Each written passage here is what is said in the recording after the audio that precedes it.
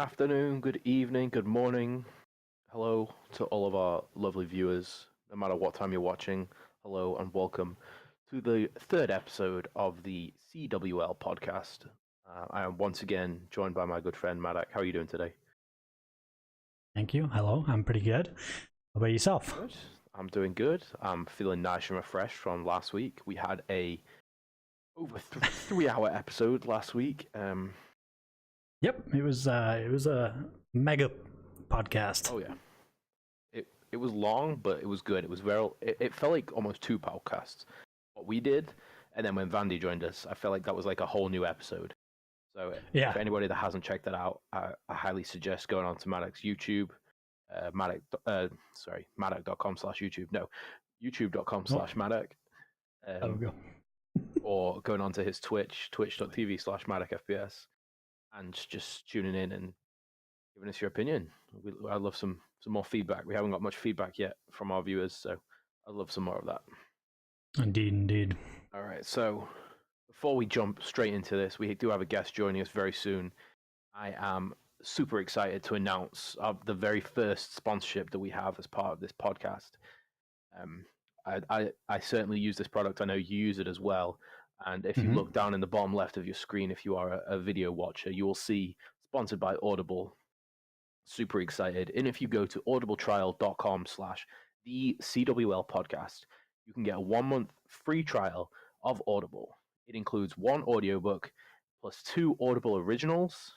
It also opens you up to a huge library of thousands, probably hundreds of thousands of audiobooks that are available.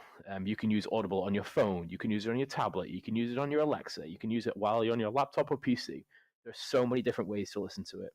Personally, my favorite thing to do, my wife's family actually lives about 6 hours from where we live. So whenever we go to visit, I just put on an audiobook and it just makes that drive so much easier. The most recent I've been listening to is audiobook, I've been listening to is Ready Player One. I don't know if you ever saw the movie. It came out a couple of years ago. I did. Yeah. Fantastic movie, but the book is it's similar, but it's actually really different. It's like the movie. Okay. The movie was adapted in a really interesting way that it kind of changes the story a little bit, but both were interesting in themselves. But so for anybody that doesn't know, Nice. it's basically about a VR game where people kind of somewhat live and they spend a lot of time, and there's an in-game competition where the winner can win billions. And I don't want to ruin the story by going too much into the story, but basically get onto audibletrial.com/the CWL podcast. Get your 3 month free trial. Give it a listen. It's highly recommended. Indeed. Yeah. So like I said, I did catch that movie when it came out. I enjoyed the movie. I have actually got an Audible subscription myself. I've had it for like over a year now. In fact, I had it for I think a good couple of years and never actually really used it to start with. And then all of a sudden I started getting these notifications saying I'm going to start losing my free credits because I had a certain amount already saved up and they wouldn't let me keep on saving them.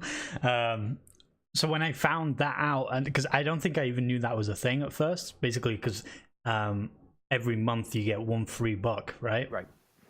I had no idea, and as soon as I found that out, I actually started using it ever since then. So yeah, I typically do same thing as you actually. Long drives, I typically listen to audiobooks, but also a lot of the time, like when I'm setting things up for the stream or just like kind of doing a bit of research maybe for the podcast, things like that, I typically listen to a lot of audiobooks or obviously other podcasts. So I don't think we are currently on there as a podcast, but I would love to get on there. Maybe that's my project for this week. Maybe. Actually, while we're talking about it, where can our listeners find the CWL podcast? I know there's a long list. Go ahead, reel off the list. Well, so obviously we stream all of our episodes live on Twitch right here, twitch.tv/MaDaCFPS. The next day, so we're trying to do it 24 hours after the podcast is streamed live on Twitch. You can then see it premiere onto YouTube, which is youtube.com/MaDaC. You can then on the same day, aka this day after it was streamed on Twitch, also find it on iTunes, Spotify, Google Play, and SoundCloud. Right. and next week will be Audible too. So there really is no reason that people shouldn't be watching this. It's available everywhere, and Or at least listening. Yeah. At least listening. And I definitely know that Apple and Google allow you to download podcasts and take them. So when you don't have service, if you're on a plane, for example, if you're flying to somewhere in Dallas, Texas this week, for example, to compete in like a major tournament of some sort, there really is no reason you couldn't download it ahead of time and just listen while you're on your way there. Exactly. Are you trying to tell me there's a major tournament going on this week? I've heard through the grapevine, basically, maybe. Awesome. Well, yeah, so like you said, though, there's really not much excuse, really, for anybody within this community not to be watching. Exactly. But obviously, moving on from Audible, with it's been a lot shorter period since the last podcast. Obviously, usually we go a full week, or we did. I say usually, this is episode 3. Between episode 1 and episode 2, we went a full week before we did the second one. However, it's been, what was it? It was Thursday last week that we did the last episode, and today's obviously Tuesday, right? Right. It's Tuesday? Today's Tuesday.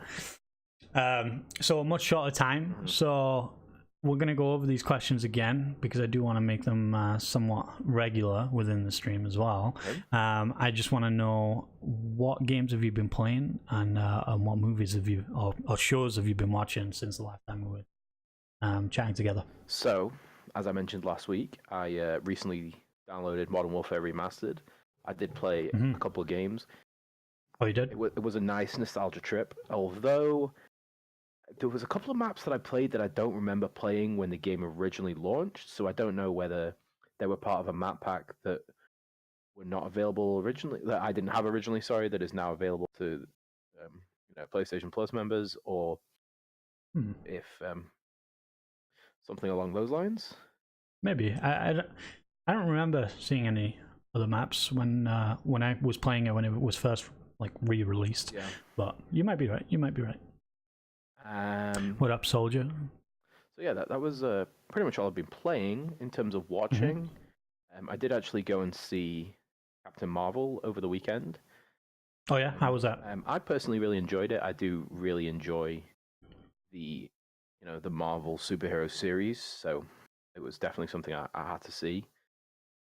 I would give it like a 6.5 or a 7 out of 10 personally. It wasn't mind-blowing, wasn't amazing, but it was good, and it helps to lay the groundwork for the next Avengers, which does come out in, I believe, 6 or 7 weeks.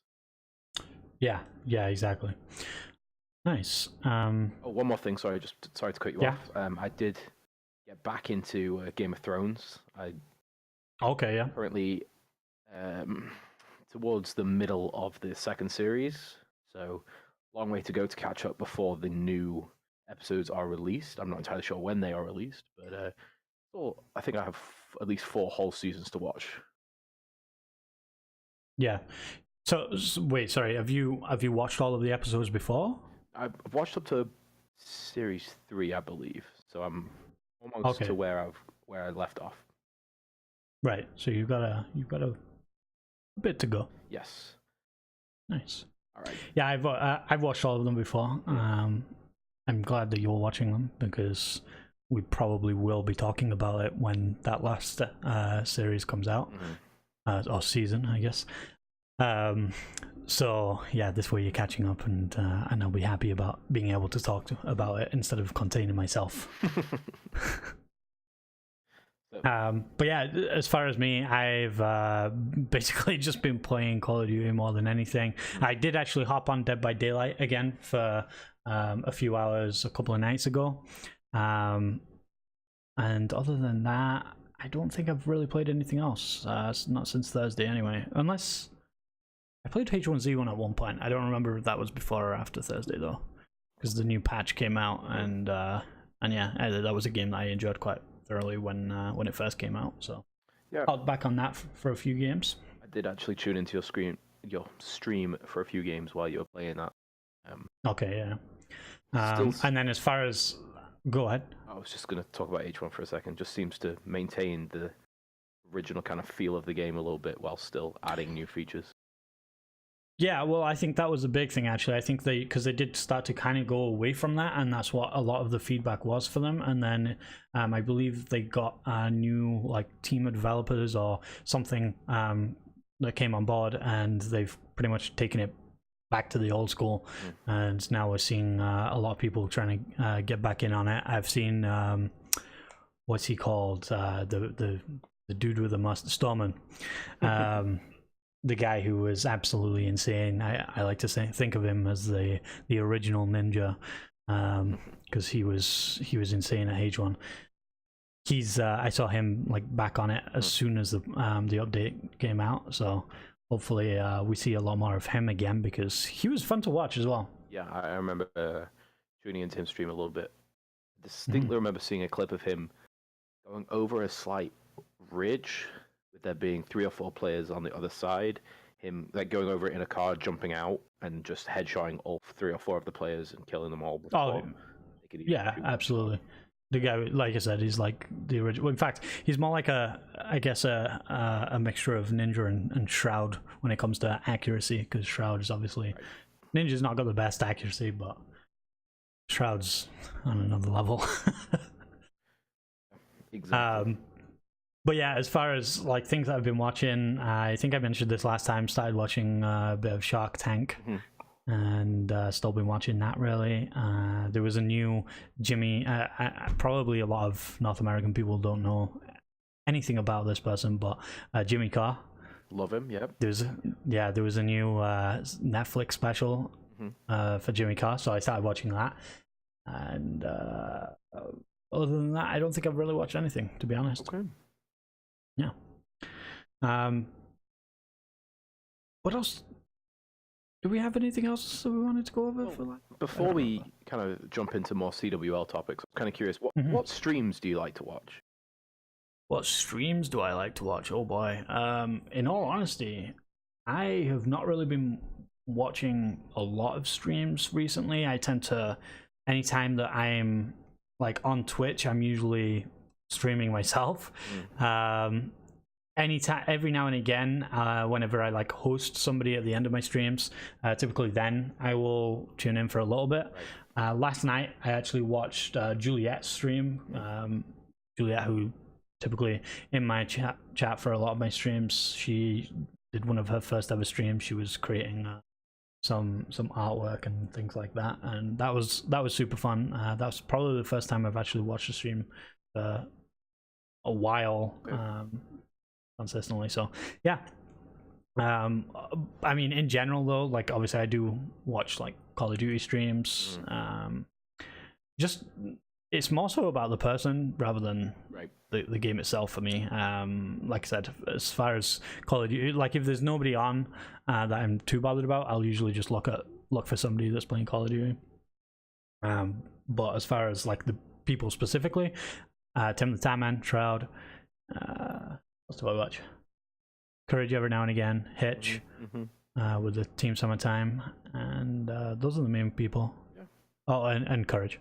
You mentioned him, but yeah, kind of my big go-to people. It kind of depends on the time of day and what's going on and who's live, really. But typically in the mornings, I'll watch Tim.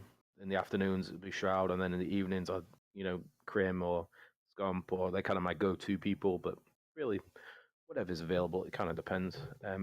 Exactly. We do have a question from the chat. I just want to address quickly. Soldier TV just asked, "What do you think about the Michael Jackson stuff?" And did you see any of this Michael Jackson stuff? I don't know if you follow it at all. I personally have not. I know you mentioned it briefly. I think it was during one of my streams. Actually, it wasn't during the podcast, right? I know you mentioned it to. I think it was Anna, but I still didn't get a chance to actually. Yeah, I didn't get a chance to watch it either, Soldier. I certainly have heard about it, and I mean anybody that feels anything other than complete and utter not a human being, really. There's really no way to put it nicely. He's just a disgusting human, and I'm glad that we don't have to deal with him anymore, because he's not here anymore. But it really is disgusting, and even more disgusting that these people felt like they couldn't come out and talk about what he was doing to them because of his stardom, and how many people aspire to be like him and to be him. I don't know, as human being, it just disgusts me. So yeah, and I mean, again, I don't really know enough about it to kind of make a full-blown comment, but I agree basically with what you said. All right, so do you know when our guest is going to be joining us? So I believe he's pretty much ready whenever. I know he's been on standby, so I told him he'd be coming in pretty much anytime now. Yeah. So before getting him into the call, I just wanted to have a bit of an introduction as to who he is. Obviously, not everybody in the stream might not know exactly who he is. So our guest for this week, he's mainly known as Beehzy. Actual name Michael. He's a pro Call of Duty player. He recently transitioned from a team called Excelerate in the Call of Duty the CWL Pro League to being a substitute for UYU, which is actually the team that Vandy, who, for anybody who watched last week's episode, Vandy's the coach of UYU, so Beehzy's now on the same team as him. As far as what he's done so far on this game specifically, so Michael, aka Beehzy, like I said, he's 21. He is from Canada, so he's the same country that I'm currently living in. He started playing Call of Duty in summer of 2008. He never really took the competitive step until around Call of Duty Ghosts, so a little further down the line for sure. And actually, fun fact, that's the exact same year that me and Stoney first met online. Many fun memories. Exactly. But yeah, and Beehzy, he started to play for organizations at the start of Call of Duty Advanced Warfare. So again, it was Advanced Warfare. Was that the game after Call of Duty Ghosts? I think it was, right? I can never remember the exact timeline, but I believe so. Yeah. So, like I said, took the competitive step in Call of Duty Ghosts, then moved over to like the game we teamed on. Exactly, actually, yeah. So the game that me and Soldier then teamed on was Advanced Warfare, and that's when Beehzy started actually playing for organizations and stuff like that, attending LAN events and everything else. A fun fact, which we'll probably bring up a little bit as well when we have him in the call, his favorite Call of Duty is actually World at War. And then as far as this game so far, Black Ops 4, he's already won 3 events, which I think is fantastic, obviously. Not many players have done that at this point throughout the game. First one is Metz Detroit with Havoc Gaming. He also then won We Got Game Oakville and Ministry of Game Toronto with Forfeit Gaming. So won tournaments with multiple teams as well. So big accomplishment. Yeah. So without further ado, and while you're doing that, I just want to quickly address a question in the chat. Dylan93 asked who has been on this lately. So episode 1 was just MaDaC and I. We just kind of discussed between the two of us. Episode 2, we had Vandy, who is the coach of UAU, and now episode 3, we do have Beehzy, our good friend who is joining us right now. Hi guys. Hey Beehzy, how's it going? It's going good, I just woke up, but okay. It's 8 p.m., but it's all good. So first of all, Beehzy or Michael? Mike. Beehzy. Okay. Love it. All right, so first question, how are you doing today? I know you mentioned you just woke up. Did you eat breakfast / dinner yet? How I just had dinner. Okay. Some pork chops. Pork chops are great. Nice. So I was just gonna say we do have a couple of questions for you. The first one, it's I don't know if you watch Hex's Eavesdrop podcast, but his kind of first question is typically, who are you today? That's one we've kind of adopted and borrowed from him. So go ahead, tell us, who are you? Who are you today? Who am I today? Yes.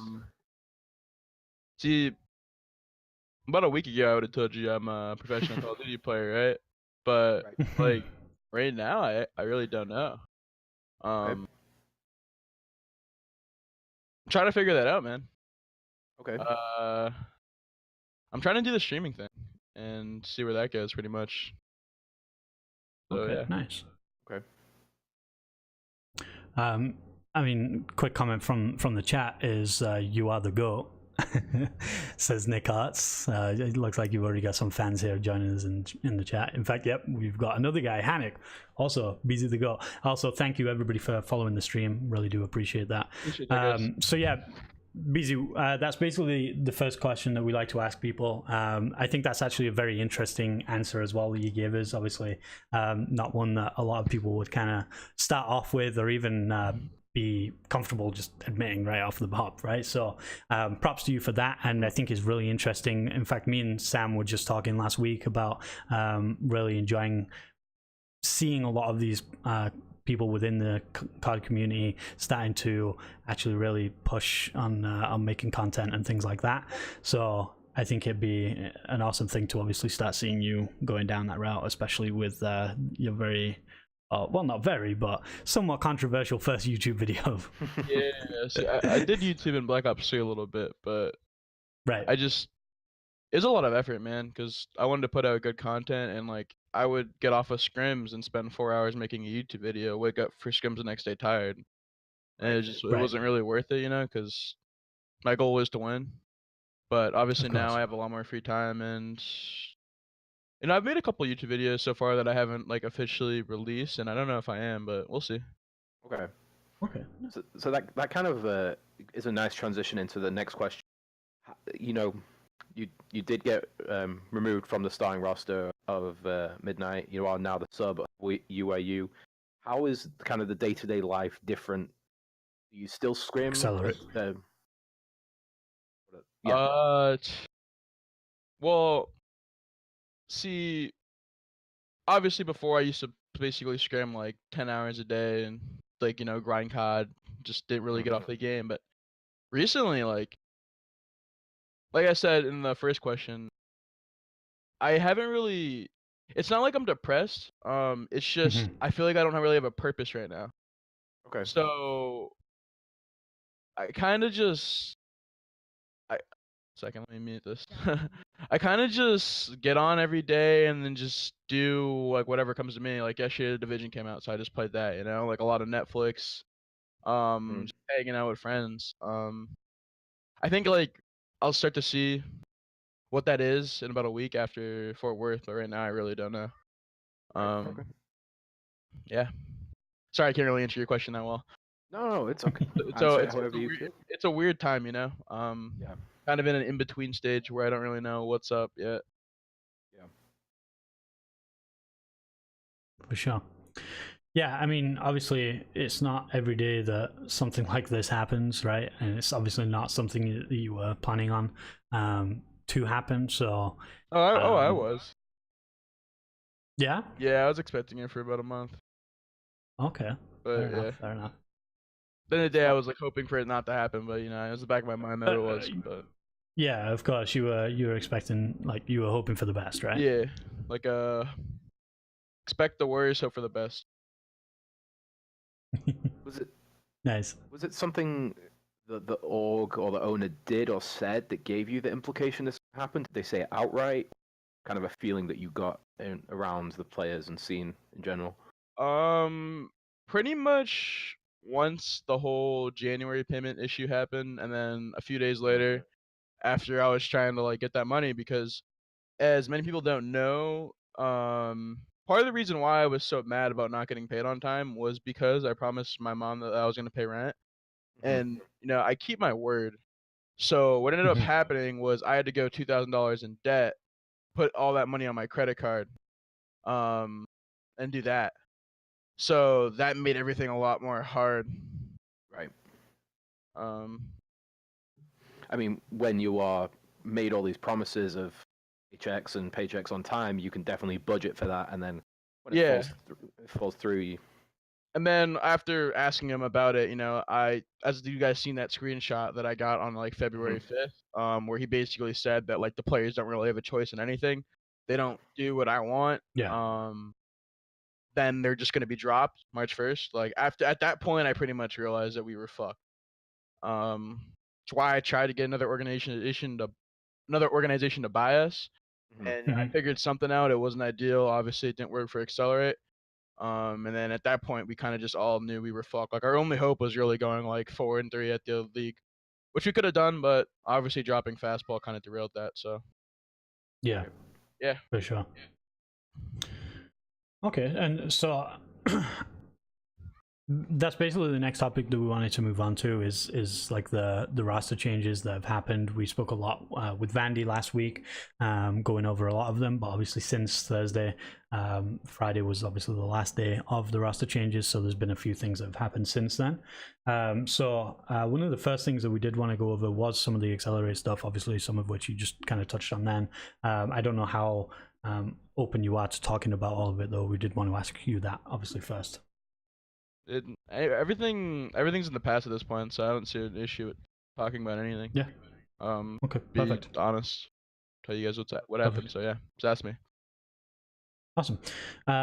So obviously, since everything happened, the other day we found out about the new roster that we're going to be seeing. So how do you feel about obviously those couple of guys planning on actually staying at that? At that org. Well, like, what do you mean? Like, do I feel like they had any integrity in staying, or like type of thing, or like what exactly do you mean by that?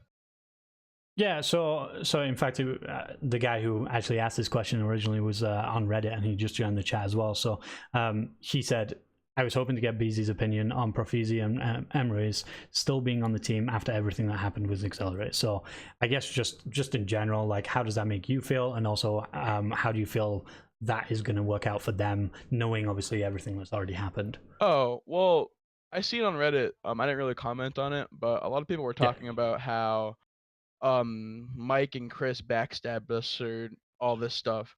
Well, because obviously I think a lot of people saw the thing where we were just all going to stick together and refuse to take the sub spot. Well, that wasn't really a realistic thing to do, because I think at the end of the day, MLG would have forced something to happen. But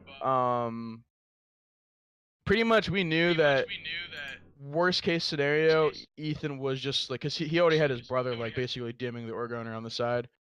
Like Ethan would have took the spot. So standing strong all together like wouldn't have worked. Same with anyone. Like anyone's gonna take that opportunity.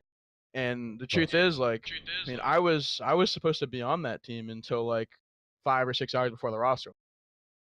Like we were trying to get, because pretty much what it was gonna be was, obviously we wanted all 4 of us to stay.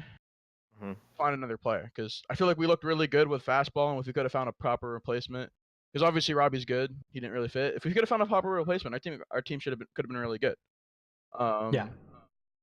So sorry.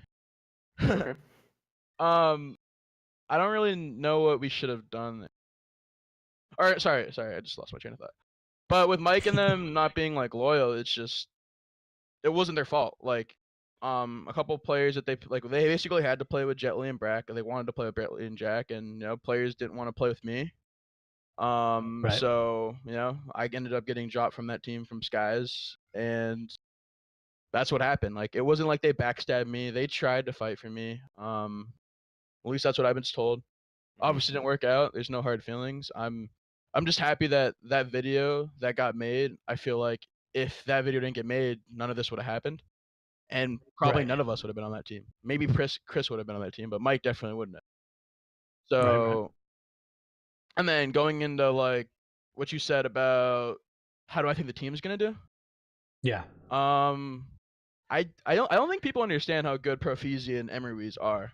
They obviously didn't look that good going into that second week, because we kind of all got smoked. Like, there was no team chemistry. I would judge off the first week, and the first week they all look good. And obviously Brack and Jed are proven. Caesar's good. I think they have enough talent to at least be like a mid-tier, tier 2 team if they get their shit together. Obviously they have 3 days of practice, so maybe this event you're not going to see it. They're in a hard group, so who knows? But I think we'll see by the league. And I think the only thing I could see on that problems on that team really is just they might not have any like leader type players. There's a lot of quiet people on that team, and that's the only thing that I could see like affecting them. So yeah, sorry, I kind of just went off on a rant, but that's okay. I think I got everything that you asked down. So yeah, no, and so I mean, these are obviously the answers that we're looking for as well, right? We want to know basically everything that you're feeling and thinking at the same time. So don't worry about feeling like you're ranting. Yeah. That's the whole point. So and then so you did kind of mention it there. Obviously, you did have the offer from like Hastro talking about paying for you guys to go to Fort Worth and things like that. And so basically, you guys obviously didn't take him up on the offer because of the fact that like you said, things just fell into place the way they did. If all four of us or even three of us were still able to play, we would have probably just gone because Hastro gave us a really good offer. You know, it was like a 2-week contract. I'm not going to go into details, but no, he took care of us. But when it's just me and Believe, and you know, we were down to play with Cade, and then probably get someone like Holler. There really wasn't. That means one of us that were all AR players had to run a sub, which Cade or Believe could have, and then we would have to find another sub. And you know, it just didn't really make sense because it's like we had 4 days to practice. I don't want to just go. I don't want to be like just selfish in a way. Well, not selfish, but I don't want to just like take Hastro's money and just go and like not give it my all, you know, because I was in a similar situation last year where after going into Seattle, we played the Pro League qualifier, and we ended up getting reverse sweep by GGA Orange in the final round of the online stage. We're actually up 2-0 and with a minute left in the CTF, and we choked and got reverse swept. And after that, I was just demoralized, and I went to Seattle and just got smoked at Seattle because no one wanted to play. And it's a similar situation at this event. Like, I don't want to just go to the event and get smoked because none of us really want to even play, you know? So I thought it was in my best interest to just skip it because I knew nothing good would come from it. Right, and that makes sense. So, yeah. So if we could just backtrack a little bit, we did touch on this with Vandy a little bit last week, but I'm curious about your opinion too. So how was the qualification process for you? I know Vandy mentioned, you know, he went into a lot of detail, but kind of what was your point of view on the whole situation? I'm obviously biased because I qualified and I failed the last couple of years, but I think it's the fairest we've ever had, right? Like, realistically, so what do you have? You have 6 matches in your group, right? I think in every group, if you won 3 out of 3, you made it out, right? Right. So that means, for example, like teams like Pittsburgh Knights, right? Like, these guys are supposed to be a pro level team, and they couldn't even make it out of their group against tier 2 comp, right? I think that shows. Well, tier 2 are worse comp, right? Because no tier 1 team is there. I think that shows like obviously they weren't good enough, right? And even teams like FaZe, like how many times did FaZe lose at that event? They lost 3 times in their pool, and what? Twice in bracket play? I'd have to pull it up to remember exactly, but I believe like so. Yeah, so like a team like FaZe is essentially playing like there's 5 pro teams at the event, probably like actual pro teams, and then just a bunch of ants. And if you're not able to like smoke these teams the way EG or Envy was smoking them, you probably don't deserve to be in the pro league. You know what I mean? Right. Like my team looked like ass in the pro league, and we went 6-3 at the PLQ. Right. Like what did FaZe go? 5-5. Same with G2. What did they go? 5-5. Like that's unacceptable against tier 2 comp if you want to be like a top level team. So I think that's fair. Yeah. So we just had somebody in the chat say so it was 3-3 in pools, and then they lost twice in the bracket. So yeah, like so if you lose 5 times, there's no excuse. Like you didn't play Optic, you didn't play Splice. Like you were losing to like tier 3 European team. Yeah. Like I don't know what more people can get. Like we got rid of the safety net because obviously in years past it was essentially pool play. Like if you didn't start in pool play, if you started in pool play in the previous years, you had a really easy chance of making the league. Like what did you have to do? Place top 16 every event? Right. So essentially win 1 series in all of pool play, and you probably make the league if you can consistently do that. And if you get a top 12, you're probably in. And then the teams that start an open bracket have to tee up really hard just to even have a chance. Like, fairest we've ever had. I don't think anyone can argue that. You know how people are. They'll probably say like, "Oh, it was easy. Look at all these teams that made it," but really showed who the fighters were. So. Yeah, well, I mean, just looking at some of the teams that obviously did end up making it, there's a lot of names in there that a lot of people wouldn't have expected to make it. But I mean, look at where Heretics finished, and even UIU and Midnight. Like nobody expected these teams to make it in, and even less so to perform the way they are doing, right? And I did. No, the only team that's a surprise that made it was Overtime, honestly. And Right. those guys weren't even that surprised. Those guys are Monaco last year. Like, they made pool play 2 to 3 events they went to. Like, Yeah. I feel like anyone that actually knows COD shouldn't be surprised. Yeah. Well, so when I say people are surprised, I mean the people that typically are the ones that are arguing everything on Reddit and Twitter and Not coming at you, man. I'm in rant mode, but yeah, I think it was pretty obvious going into the event though. Like, I think I was telling my friends, like, I think either like one of EG, Envy, G2, or FaZe aren't going to make the league, and what, 2 of them made it? Yeah. So 2 of them made it, 2 of them didn't, and like all 4 of those teams you'd expect to be in the league, right? But Yeah. Strictly speaking, yes. So just going back to FaZe a little bit, Nick Arts did post in chat. He said FaZe lost Project 18, Rest EXG, Overtime, and E6. So the only team there that they should even like be losing to is Reciprocity, and like FaZe should beat them. right. The other 4 games they lost to were inexcusable And for like FaZe. 2 of the 5 didn't even make it into the league. So, Yeah. I mean, you're absolutely right. They definitely should have. I can't say whether they needed to put in more time or. After playing them, like, for example, like we scrimmed them the day before we qualified. We lost 20 straight maps to them.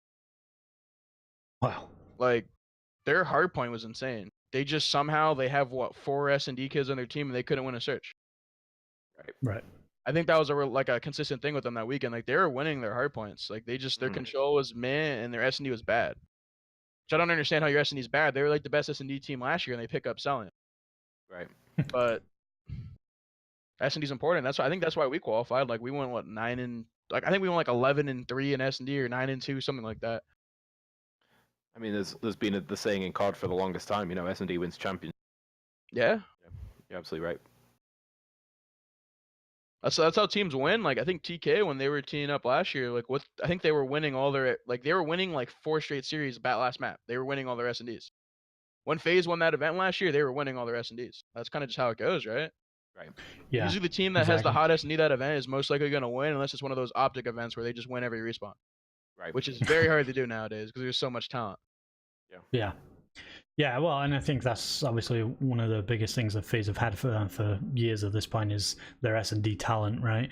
And yeah, it obviously just failed them at that event, and that's obviously why they didn't make it into the Pro League, like you said. And so one more thing that I kind of wanted to touch on with the whole Excelerate thing is that comment that we did see coming from the owner. So I'll just quote it for anybody in the chat that didn't see what the quote was. So he basically said, "I definitely made some mistakes, and there are certain things I should have done." He said, "The worst part is how it affected the players. I thought I knew more than I did. I definitely could have handled this situation a lot better. Bottom line, I screwed up, and I'm sorry." Do you think that that's like a genuine apology? Obviously, you know the guy, you've been on the organization, you've dealt with him throughout all of this. Do you think it's something that, like I said, is genuine and that we are going to see a change come from him, especially with the new roster and everything? I mean, at least on the outside, it'll probably look a lot better. But I do think he's genuine because he is a good person. He's not evil or anything like this. But it's still like a thing. Like I think everyone here has watched the video, right? Yeah. Everything I've said in the video was true. Like, you can't just write the things off as inexperienced. Any human that has morals wouldn't have done a lot of those things. Exactly. So that's like another question of in itself. Like I said earlier in the video, like, what of all this, like, none of this would be happening right now if I didn't like speak up. Yeah. I think that's the main thing that people have to realize. Like, the only reason these good things happen was because I said something. If I didn't say anything, this would have just like got put under the rug. Maybe Pro Beehzy might have been on the team. Might have been a sub. That's literally what would have happened. So Right. I think he was genuine. It's just I think the best thing he could have done was just give all the players another shot. Yeah. Purely because even though we underperformed, you gotta understand, like, everything that's in that video, imagine trying to practice every day and focus on actually winning.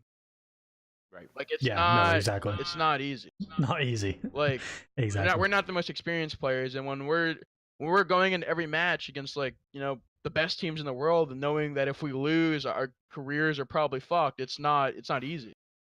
Then you Mhm. combine it in with making a roster change, like, mid-event, and we all saw what happened. It was pathetic.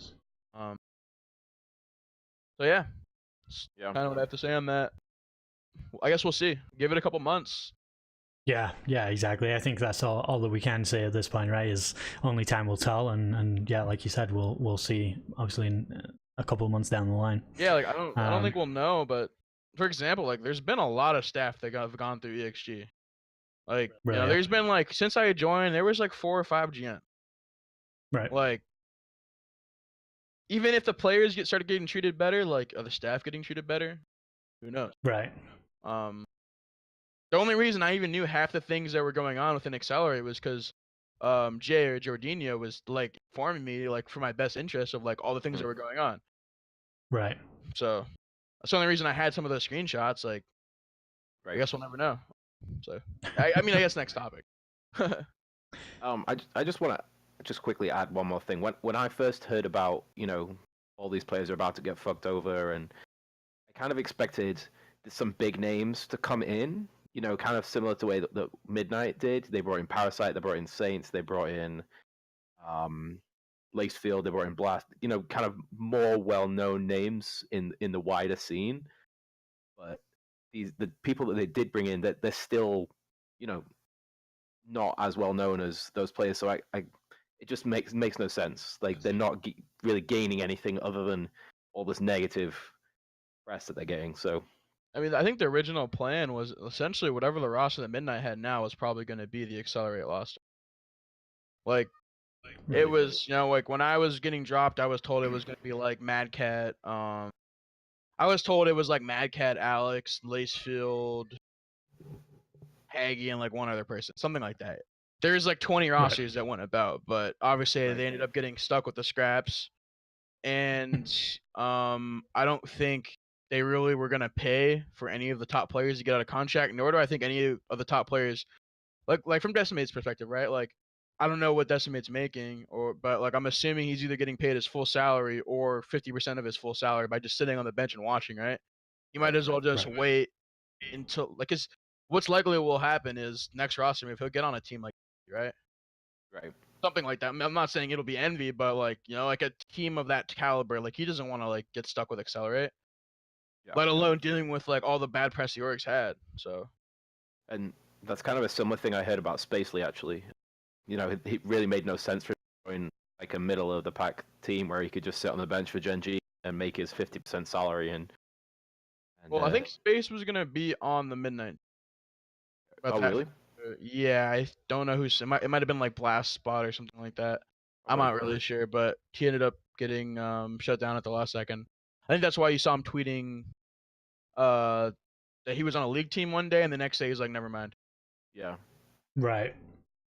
I mean, Interesting. that must be so frustrating. Like, your living, the way you make a living is like one day is secured, the next day you're like, okay, back to you know, living at my parents' house, or you know, whatever it may be for the individual player. But like, it just must suck.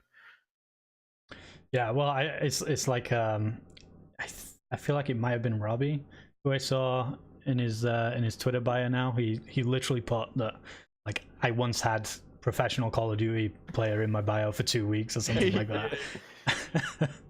And yeah, that's exactly what it is, right? It's just really never knowing what your future holds, really, especially within these kind of times and when things are so open to the organization's power and what they can do. Yeah, like I wish I knew this, because obviously when I signed with the org, it was when I think it was like at the first 2K, right? And the players didn't know until the PLQ that the org had all the power. Like obviously the org's always had the power, right? like in all the pro leagues. But there's a difference between being able to wipe the whole roster and being able to keep 3 of the 5, right? Right. Because 3 of the 5, it's always going to essentially be the same team. It's just they can obviously like, oh, that's tough, spoof. Like we're picking up methods. Like that type of thing can happen. But at the end of the day, like Mayhem, Gorgo, Braun, and Caesar Salad are all going to be safe, right? So going into that, I think it really hurt some teams. And on top of the thing I said in the video, where like we were promised that we were gonna like when they were trying to lower our salary, when we actually didn't have to do anything, which is the most mind-blowing thing because every lawyer I talked to told me not to sign it, but then I talked to MLG and MLG's like, well, kind of don't really have a choice. Right. And then I never got the contract with like the stipulation that like you need a roster vote, something like what Gen G has. Yeah. Right. That was the most frustrating part because I was literally going to go down to $3,000 a month just to like get that just for security, and I didn't even get it. Like, right. Yeah. Yeah, it's certainly a tough one, and obviously I think it's safe to say that both Sam and I and probably most of the people in the chat that obviously know who you are and what you've been through are all obviously hoping that you do find something well, a little more secure to say the least. I don't think I'll get anything this year, man. We'll see. I mean, there's not many ICR players available, but you know how it was. Like someone would rather like pick up a sub player. Like someone probably rather have Spacey run their ICR than me, which Spacey's good, but like you know what I mean? Like why? Right. Exactly. I feel like I looked pretty good at the Pro League too. Like the second week when we were getting absolutely destroyed. I think I was playing the most consistent, and as anyone that knows this game, when your team's doing bad with an ICR, you are not doing well. Right. Yeah. It's very hard. Like the ICR, like in other CODs, the main AR was kind of the Slayer, but in this game, like the main AR is kind of a support player, right? Like, it's not like the only main ARs that have positive KDs probably in this game, like at events, are on the teams that are like double positive in respawn. Yeah. Like the Pars is like their team was so good at respawn, the Pars literally just got free kills because he was always in position. But like I don't think there's a single team that has an AR with a positive KD that's doing bad. The only one might be UIU, and they're not even doing that bad. Exactly. And it's methods. Methods is always going to go positive, right? Yeah. Yeah. So, yeah. Yeah, and you know what? That, like you said, it is a shame because you're more than likely correct in saying that about like a lot of these teams would rather pick up a sub rather than somebody who's, I mean, even though it was a short time period, has proven that you can do well within the league, and they'd rather go down that path rather than trying to make it work with somebody who actually fits into that role a lot better than, like you said, having Spacely running AR. I mean, it's the friendship circle, man. That's how it's gonna work. And with franchising next year, it's gonna be the players with big names get picked up, and they're gonna bring their friends that also have Twitter followers. Exactly. Like, players can probably come. Like, I wouldn't be surprised if players like BL Fire and like even Nameless come out of retirement and get picked up just because of the followers. Probably won't happen. I'm probably gassing it right now, but like when franchise orgs come in and they spend $10 million on a spot, they're gonna want personalities. And Twitter followers. Is that a number that you've seen floated around, or is that just a number you kind of pull? Yeah. I've heard 10 million a few times, but I don't think there's an official. I think we'll probably start seeing like a lot more about franchising in like July. Right. Yeah. But we'll see. Yeah. Who knows? I definitely agree with you. Like it does feel like the CWL is kind of, for lack of a better word, quite incestuous. Like it's always like the same players kind of play together. Oh, we'll drop him. Oh, bring him back. You know. It would have been a crazy year if this year we had 3 out of 5, right? We would have had like maybe the 2 weak links on every team get dropped, right? Like worst case scenario. But we still have 3 new players on like 4 or 5 different teams that get to like, have a new story. Right. But that couldn't even happen. Yeah, and you know what? That's actually for me. I think that's one of the most upsetting things. Like as somebody who follows the league and is obviously a spectator, going from having this team, as in the team obviously that you were on, who were all like a lot younger and obviously a lot more inexperienced players, going on and no matter what the end of the season record was, it was just seeing those names in the league, and then now we're seeing people like Parasite and all of these guys coming back in and just obviously. Yeah, those players are back in the league, and Hagy's already tweeting about 2 of his teammates can't even wake up for scrims on time. Like, I know, I saw that. you know, people are getting opportunities that hundreds of players would actually like do anything for, and they can't even wake up on. Yeah. Like, yeah, well, the tweet that I believe you're talking about was Blast's, obviously at like 6 a.m. this morning, saying how he had a haircut at 10:45 or something like that, and so was asking Twitter whether he should actually sleep or just stay up all the way through, and that's when we saw Haggy basically reply and say something about perfect, another day of no sleep scrims or something like that, right? Yeah. And yeah, like you said, that's like what, 3-4 days into this roster being a thing. Yeah, I think he said 2 players. I think 2. I think someone else woke up late, but just even if that's like that shouldn't be an issue. You know what I mean? No, well, and especially this early on in the roster, right? That's got to be something that, I mean, People, somebody like Parasite, who's obviously had a lot of ups and downs over the past couple of years, especially, and I believe just on it was February 16th, 18th, around that time, he literally tweeted about how if he didn't find a roster, he was about to retire. Obviously, he did end up finding a roster, and now he's like back in it, and I'm sure he's more than motivated and wants to put in the work. And well, I mean, you can see just from the frustration on Twitter. Hagy's a winner, man. Like he'll put it all into it, and even if people don't like him, I can respect that. Oh yeah, yeah. I mean, I've never been the biggest fan of him, to be honest, but I have always appreciated the fact that he will say his mind. Like a lot of the time when he's complaining and doing all these things that a lot of people don't like, it's usually not actually for the wrong reasons. It's just typically the words that he uses, I guess, for the situation that people don't like, right? Yeah, 100%. So just to switch gears a little bit, I'm always curious about people's opinions on gentlemen's agreements. And I don't know if you saw tweets from Killer this week. He actually said all the GAs have completely killed playing online tourneys for me. Pro scene's still running this community, into the dirt, and we can thank them when COD's dead.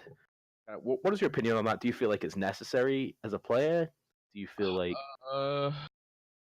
okay, so there's GAs, right? Like for example, like when Envoy was running around with double stuns. Mm-hmm. I don't know if anyone realizes how bad that was, but this dude was getting a stun every 20 seconds. Yeah.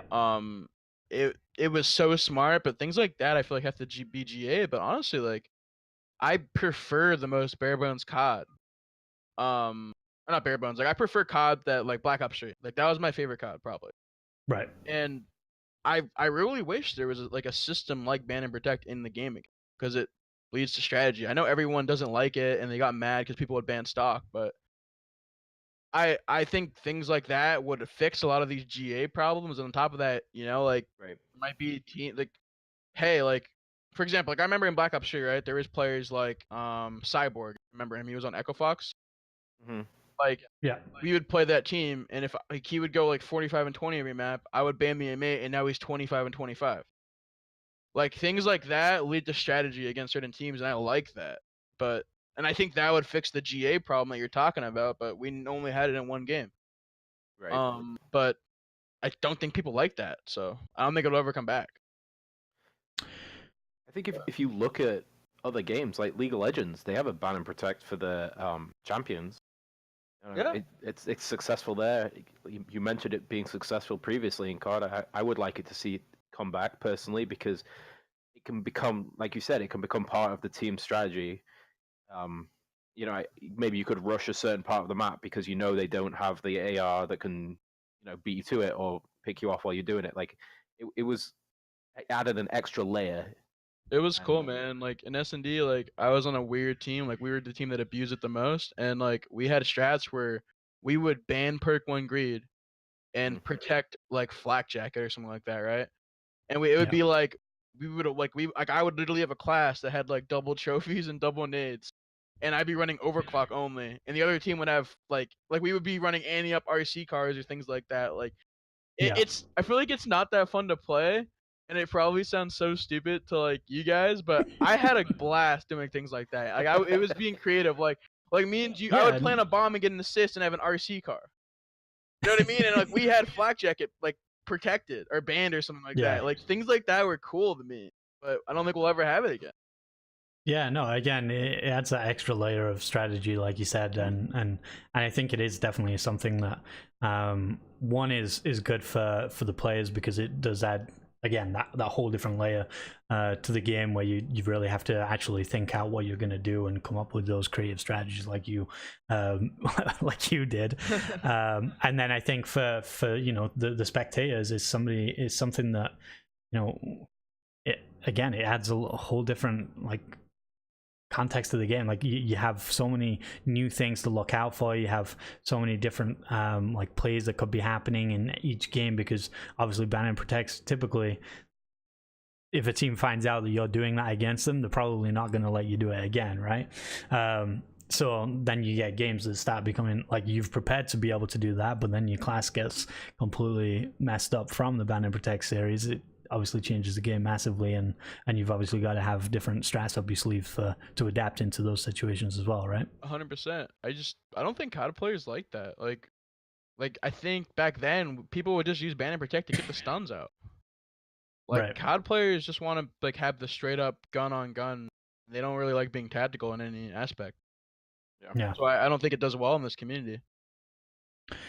And I think that's a big shame as well, because obviously when we watch games like CSGO and things like that, for example, I don't know about you, Sam, because I know you kind of started watching it around the same time as me, but I remember VP doing the triple stack on Overpass. Is that the name I of the map? remember, like that was on a major Do you remember final, that? right? Like I think it was like Exactly. I remember I was at Columbus in AW when they were doing that. I was watching it from my hotel Yeah. room, I think. Yeah, That was so like just things like that people like have never seen before, like, and I mean, obviously we're not going to start having people in Call of Duty jumping on top of each other and being able to see over buildings and stuff like that, Right.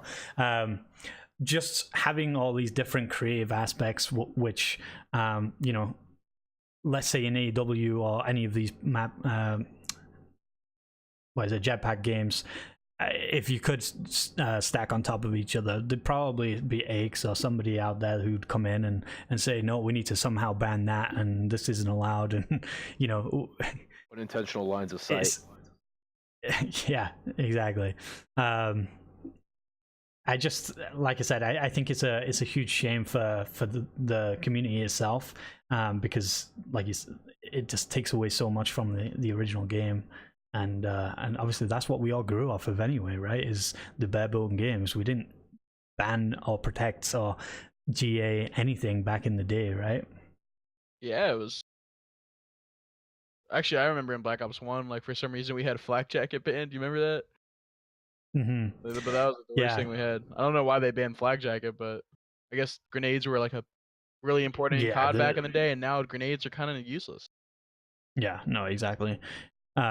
Yeah, that's why, I mean, obviously back then we would see people like Embos getting a whole bunch of credit for his nade spots and everything else, but I can't remember the last time I heard about anybody getting like a huge two-piece or anything like that with a grenade these days. I don't think they're good. Like, I think this COD grenades are like, I think they just made them good. I haven't played the new patch because I haven't touched COD.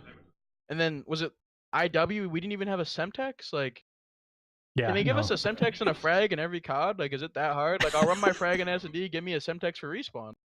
Yeah, I feel like, and obviously one that actually works as well, preferably. yeah, should be the staple, right? Mm-hmm. Like the first thing you add should be a Semtex and a nade, maybe a flash. Like, not hard. Yeah, and I think this is where, again, like the pros and the community and everybody have kind of shot themselves in the foot by, obviously they went a whole bunch of years always saying like COD's is always the same, COD's always the same, we want something different. Then obviously we got jetpacks and everything else, and this is the reason why we're seeing all these crazy changes compared to obviously games like Black Ops 2, Ghosts, all of these other games that were a lot more bare bone, right? So, I'd like to shift gears again. Would you feel okay with giving your group predictions for Worth? Do you have the link to the groups? I can pull it up real quick. Or just tell me where to look. I'm assuming COD World League. before we jump into that, actually, I did want to briefly go over some of the midnight stuff that's obviously happened as well. I know we kind of went there a little bit. But so for anybody in the chat, I assume anybody who's watching this should already know, but the roster now for midnight is Parasite, Lamagod, Blast, Lacefield, and Saints. And as I mentioned before, Parasite obviously announced that he was quitting if he didn't receive an offer in March.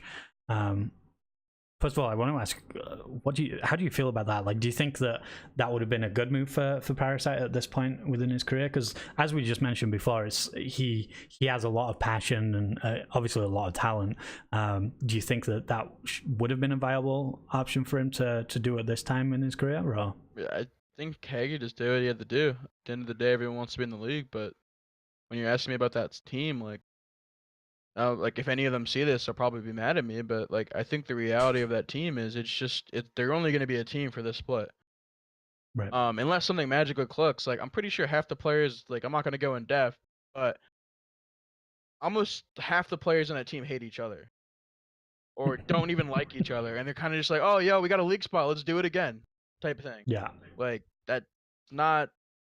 One, I think that team's going to be the slowest team in the league, and two, I don't think they like each other, so right, they're already having problems like 4 days in. Exactly. That's exactly what I was just about even to say. Respecting other people's time, like, team's not going to last long. Like, I hope they do, because I don't really have any opinion on a lot of those players, but like, I really want Haggy to succeed. I hope what's going to happen is that team's going to get gutted, right? I hope Haggy stays on board and they build around him. Will they do that? Who knows? But that's my hope. Yeah, and I think that obviously all depends on kind of his attitude moving forward and everything else, and how well he can kind of connect with the owners and the org itself, right? Yeah. I feel like, and yeah. Sorry, just to jump in a little bit, just to your credit, like, I think that's you know, we're such an insignificant part of this community currently, and you felt bad for wasting our time, like, because you mentioned you would come on last week. And then you weren't sure, like, if coming on this week, if that would work out. But like, I think to your credit, like, it shows your commitment to even the smallest people in the community, let alone your teammates, and what you could bring to a team. So I appreciate that, man. Like, I know you guys aren't the biggest stream, but like, you gotta start somewhere, right? Like, right. Yeah, and that's exactly it, right? We kind of touched on this back in the first episode, but I personally, well, both me and Sam listen to podcasts and stuff like that, and I personally have gone looking for Call of Duty podcasts quite often, and obviously with the exception of the Codcast, obviously, that Nameless came out with, which obviously didn't last for very long, and then now we've obviously got like Hex making the Eavesdrop and things like that, but I find that both Hex and Hitch, I believe, has also just started one, aren't necessarily totally tailored towards Call of Duty, and certainly not towards the league.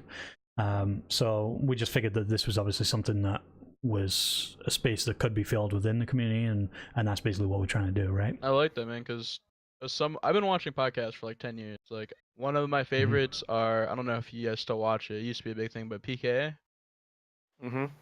Like, I think it's like FPS Russia, What is Gamertag, and Mercadurka. Okay, yeah. Like, that podcast I like. Obviously the podcast, like Joe Rogan. Like, podcasting, like, having a good quality podcast in like whatever genre of video game you're in is pretty important, man. Because there's a big niche for it once it gets out there. So, appreciate it.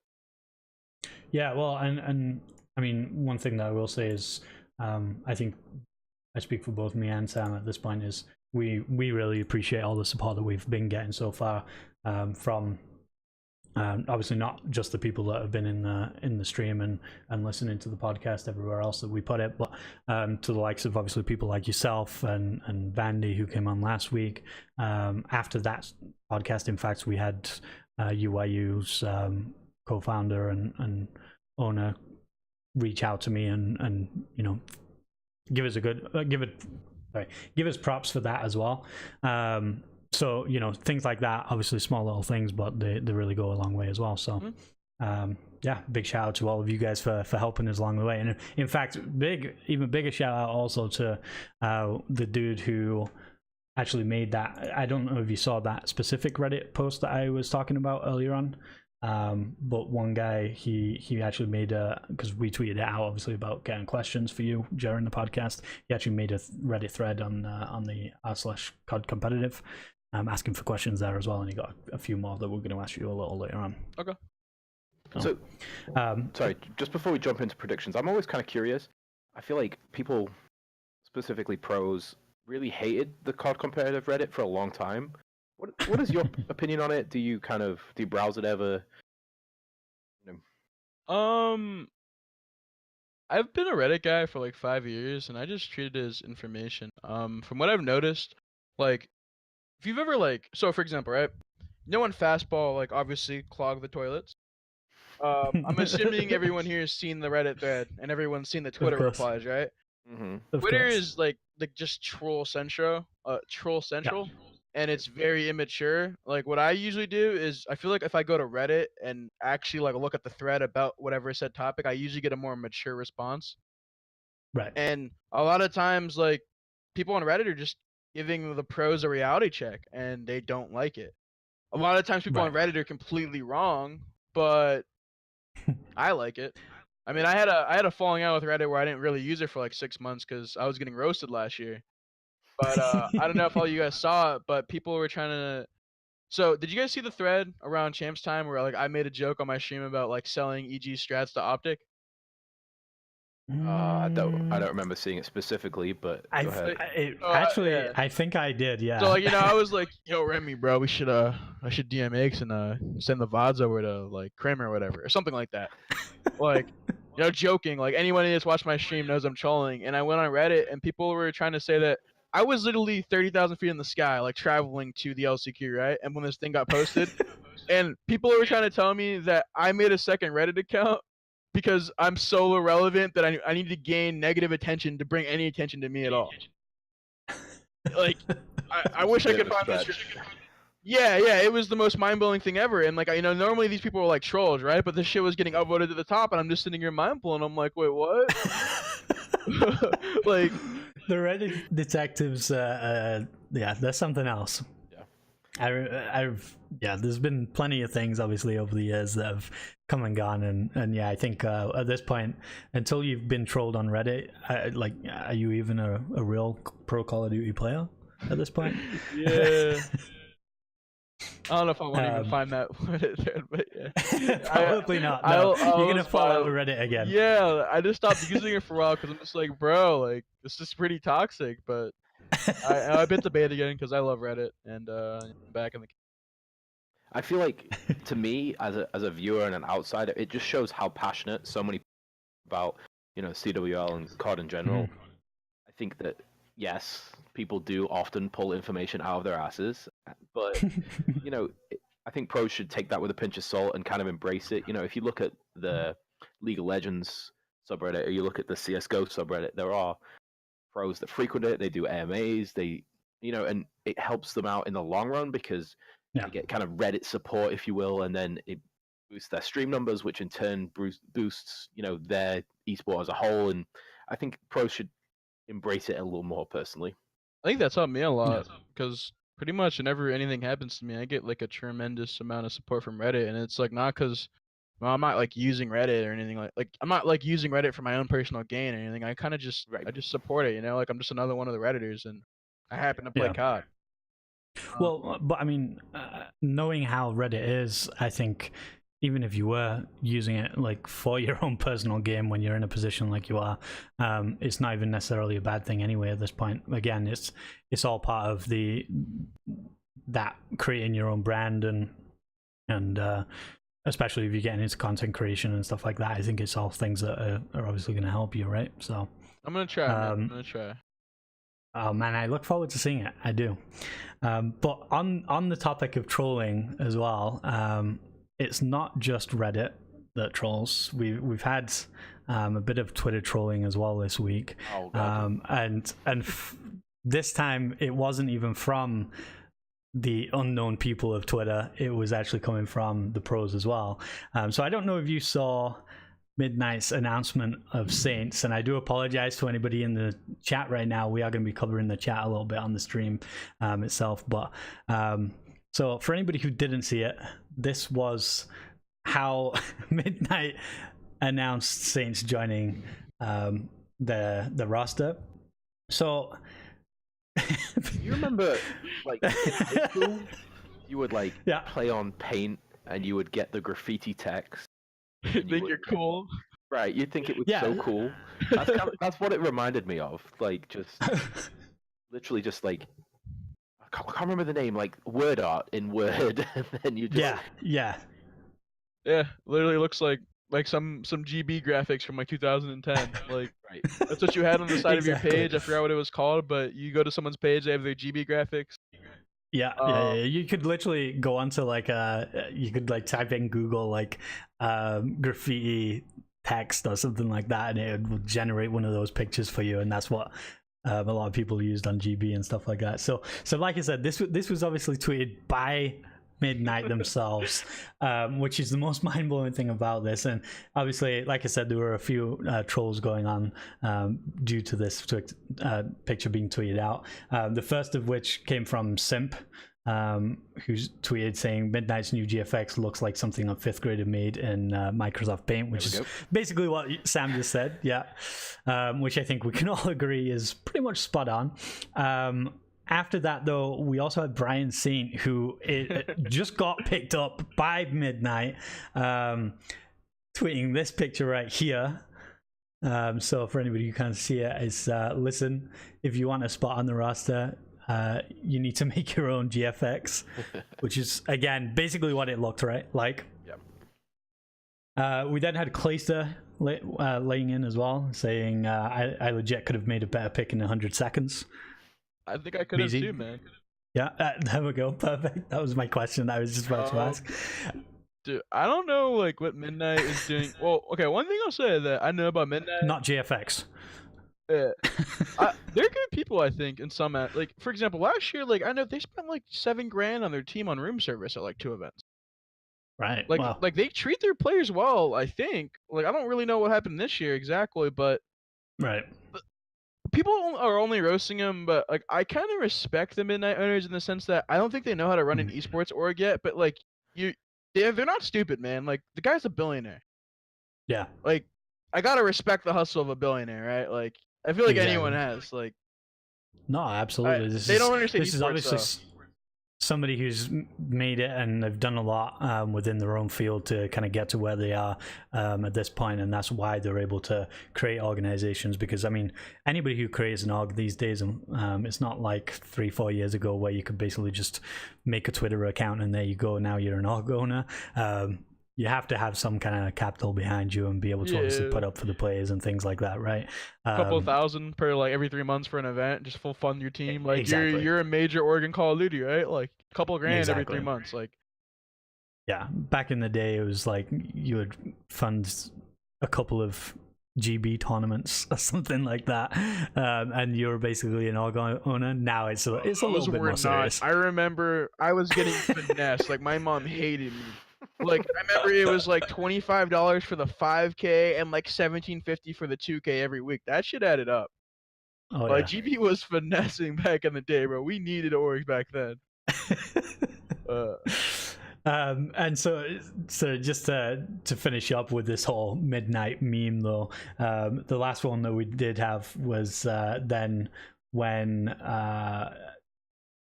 was it E-United tweeted out about having Simp join, and then John replied to it with his own picture saying, wait, why didn't we use this image?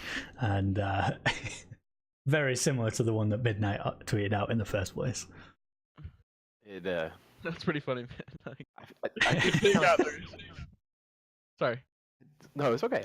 But I do kind of feel like, oh, you can spend all this money on your players. You drop like however many thousand on room service. Why not spend a couple $100 to get a graphics designer and like have them actually make shit rather than somebody do it in Paint in 20 seconds? Like low key, that graphics designer probably finessed like $100 off of them. Like he probably got paid to make that. They probably thought, yo, good job, man. Can't wait to like announce. Oh man, well, I mean, props to whoever it was that did make it, and hopefully they're out there and they're still making GFX and hopefully working on it to get better. So I mean, yeah, that's pretty much as far as we have as obviously the roster changes and everything else that's gone on this week. So we do have. Well, we have questions, one of which I know Sam was basically already starting off with before. I believe he posted the link as well for you to see the groups. Yeah. They posted it to the Okay. So we're group just chat. gonna start off with Group A. Go ahead. This is honestly a hard group. Because I like, feel, what? Sorry. I was just gonna say, I feel like there's no easy groups. Like, you're right. Like, A is hard, but like, if you want to be the best, like, you have to beat the best. So there is that too. Because I like looking at A and B. I actually feel like any team can win these. Mhm. Like even Denial, like people like obviously think they're bad, but they're grinding. They're actually finally getting like practice in NA. Like they're low key getting better. Like Right. Like Gen G, they just made a roster change. I'm assuming they got better, but like obviously I think Gen G should come in first. Right. Heretic should come in second. But like any team can win this group, really.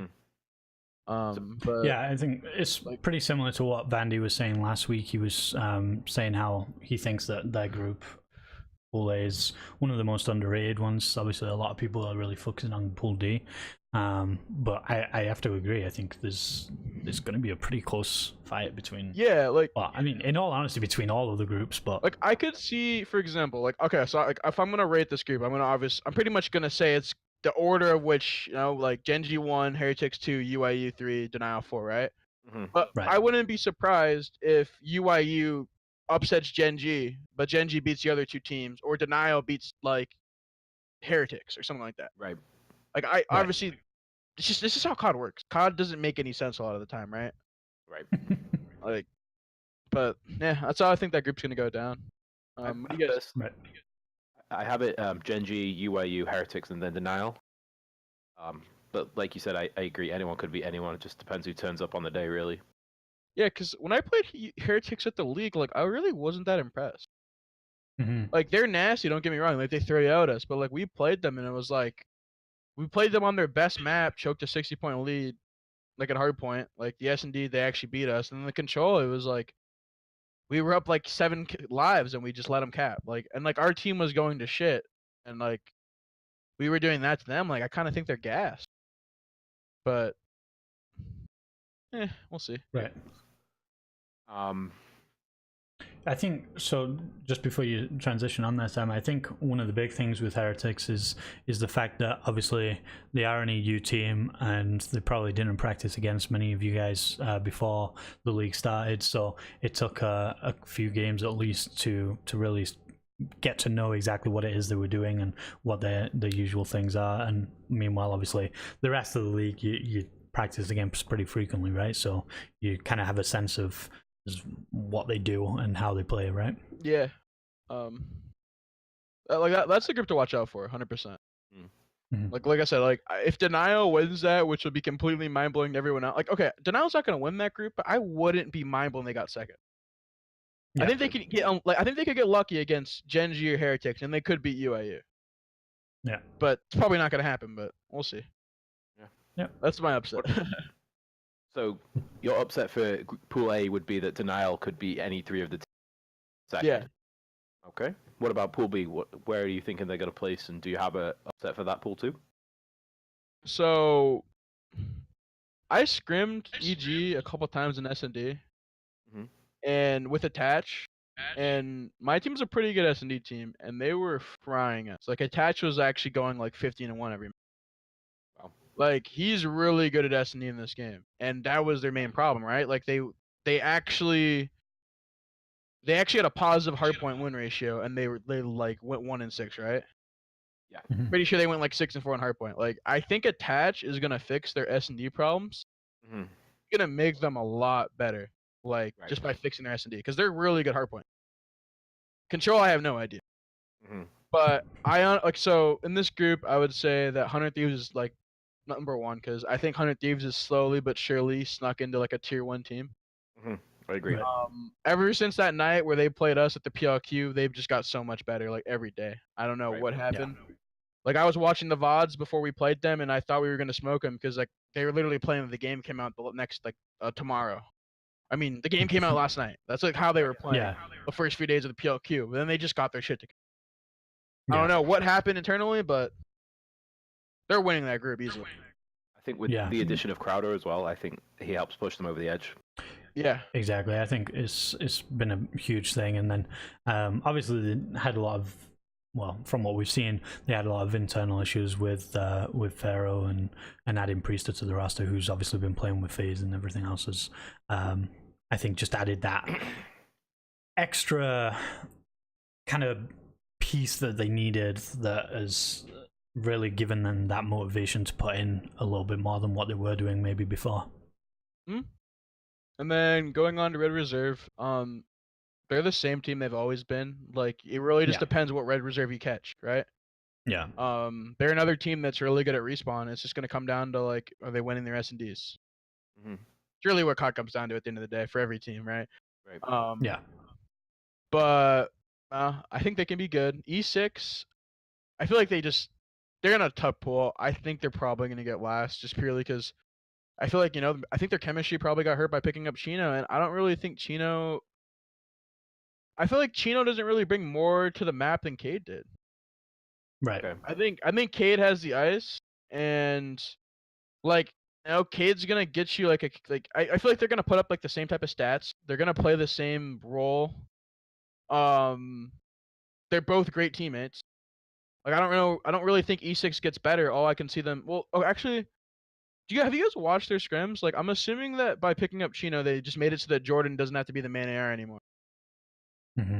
Yeah, no, I've not managed to. I personally haven't watched their scrims, but that could make them a lot better because Jordan is very good, and he obviously wasn't excelling because the ICR role isn't really a role that you're gonna excel in this game. Yeah. So, I think like it's gonna be 100 Thieves EG rather than E6. Okay. I really think this EG team is gonna tee up. I think people are gonna be surprised. So, is that your upset for Pool B, EG? And do you think that mainly comes down to obviously picking up attach? Yeah, like I think if they can keep that same hardpoint level, which I mean, assuming dropping a Facento for attach is only going to make you better at hardpoint, but who knows? Their S&D is night and day better. They've been grinding it. I really think they can get second in this group. Yeah, I don't have the stats in front of me, but I believe you're right. I think there was 6 and 4, and then they were like 1 and 6 and 1 and 6, right? Like something like that. Yeah. So it's pretty crazy. But they're not that bad of a team. It's just like when you go 1 and 6 in S&D, even if you're Optic, you're probably losing. You're not placing good. Like something just wasn't clicking right, and hopefully the addition of attaches will help them push that step up. And just on that note of attach, do you think that how attach is playing right now represents exactly how attach would have played on FaZe, or do you think it's down to the fact that obviously he's been out of the league and now he's been given that chance, that he's kind of got that extra fire within him that's really bringing it all together for them? It's the fire and then just the change of scenery, right? He's motivated. He's a good kid. I think just playing with new people, because he played with Zemo for what, 4 or 5 years? Yeah. Played with Counter off and on for what, 4 or 5 years? Yeah. And just attach is attach. Like people like always underrate him, but he has the ice. Right. And so that's actually another question that I was going to kind of add on to that is, now that these kind of these FaZe players have kind of branched out into other places and stuff like that, I know obviously they're technically all loaned out and still are contracted with FaZe, but can you see this kind of being the end of that team? Do you think that maybe now that they have, like you said, after Attach and Zuma especially, teaming together like non-stop for so many years, now that they've kind of gone out and realized that there is other teams out there that have a lot of potential, do you think that they might end up pursuing that? I think Attach will, I think EG will be good, but EG's not winning an event. Like they're a tier 2 upset team, right? Maybe tier 3. Sorry. not necessarily with the teams that they're in right now.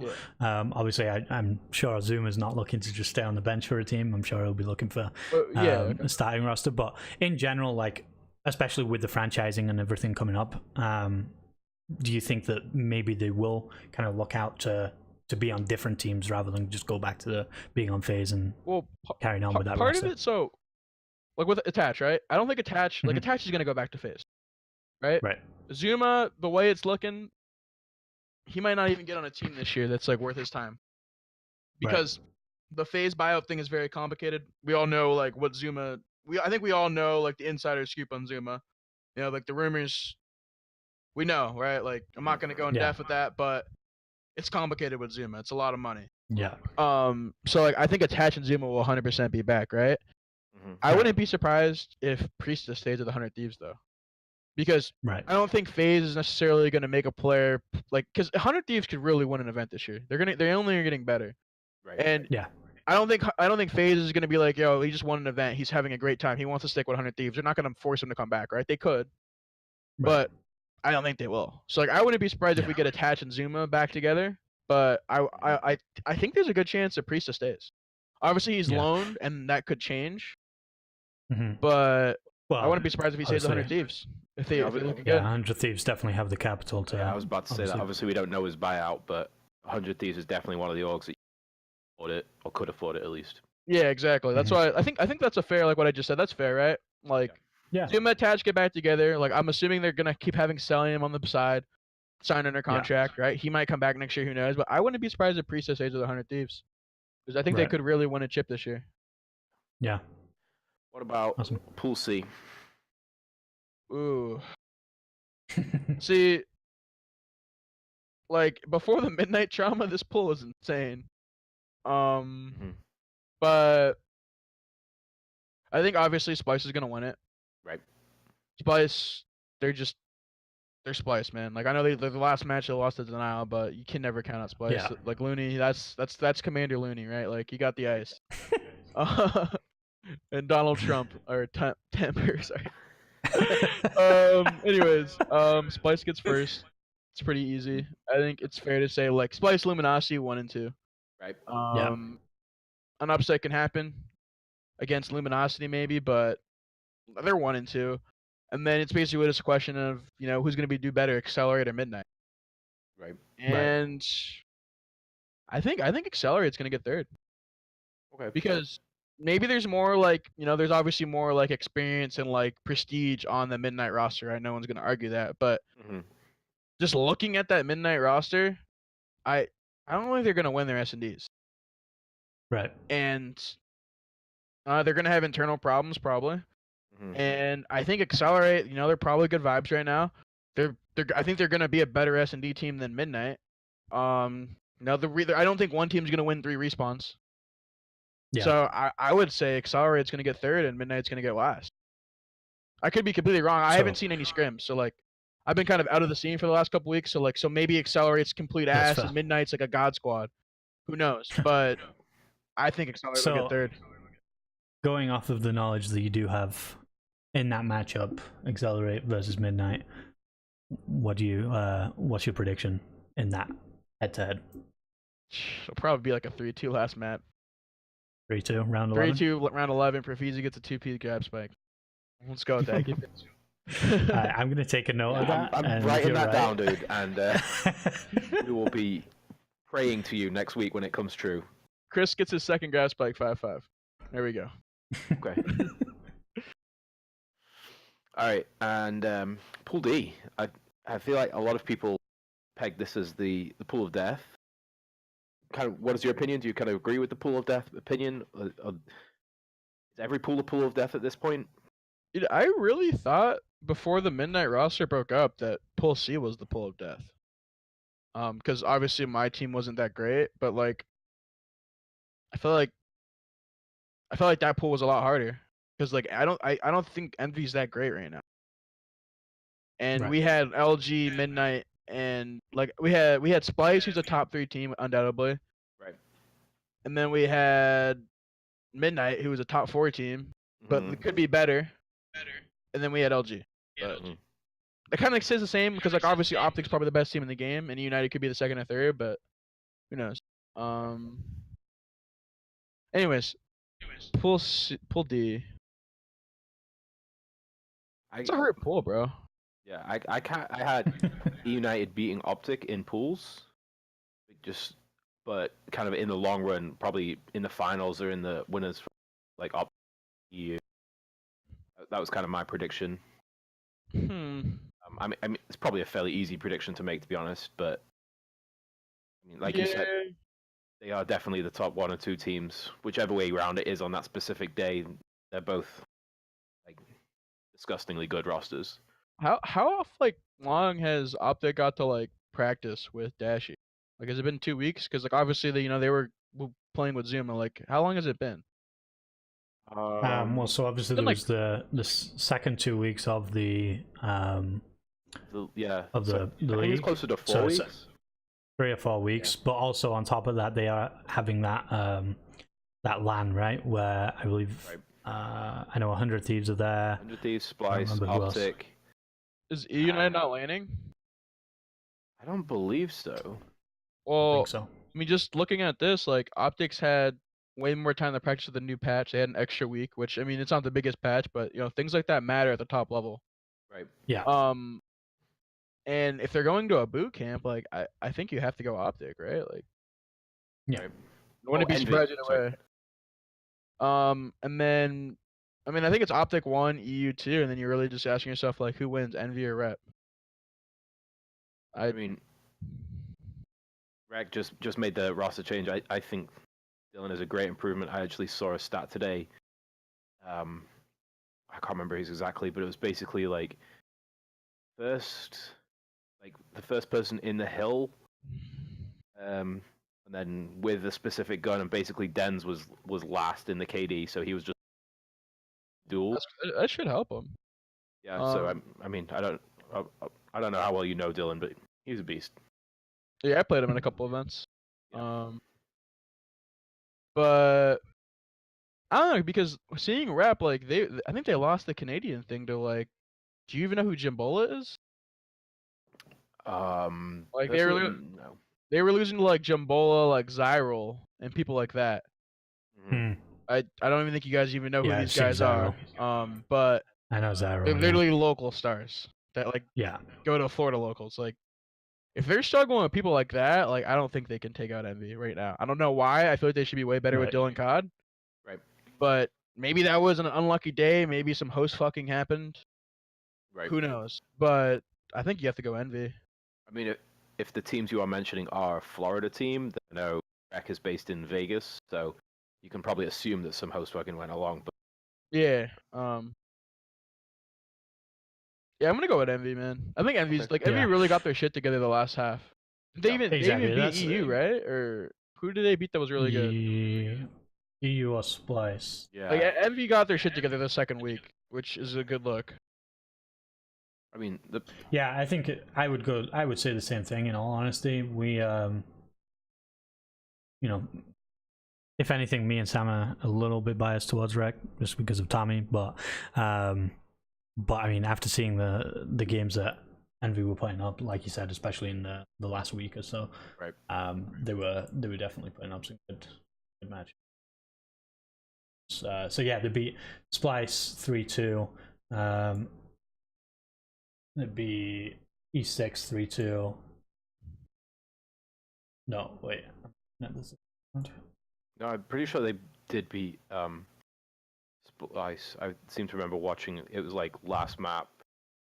I think Rep could do it though. Like Rep could honestly, if they have a great if United actually starts struggling because all the stuff that went on, like they could really get second in that group. I think Optic's gonna win it though. Like Optic might lose one series, but no matter what, Optic's going 2-1 in that group. Like worst case, worst case scenario. Yeah. Sorry. So it was they beat Heretics 3-1. They beat EU 3-0. They lost to E6 3-2. So went to map 5, so not much of a loss. And then they lost to 100 Thieves 3-1. That was the last week. I think those are all the games that they lost are completely fair. Like I said, I think people don't really I think 100 Thieves might 100 Thieves could win the event, man. Yeah. Like every time I played 100 Thieves, like it's just scrims. Even in the tournaments, bro, 100 Thieves is insane. Mm-hmm. Like Yeah. now that they got their shit together, like don't sleep on 100 Thieves. Hell, they even got first in group week 2, right? Yeah. Or not week Yeah. 2, like Yeah, they division ended 2. up- Like they somehow teed up. Like Yeah, they ended up first in in their division. Yeah. so we'll see. So Yeah. yeah, and so going back to kind of what we were talking about the whole which group we think is going to be the toughest. I know we basically came down to say that they're all pretty tough.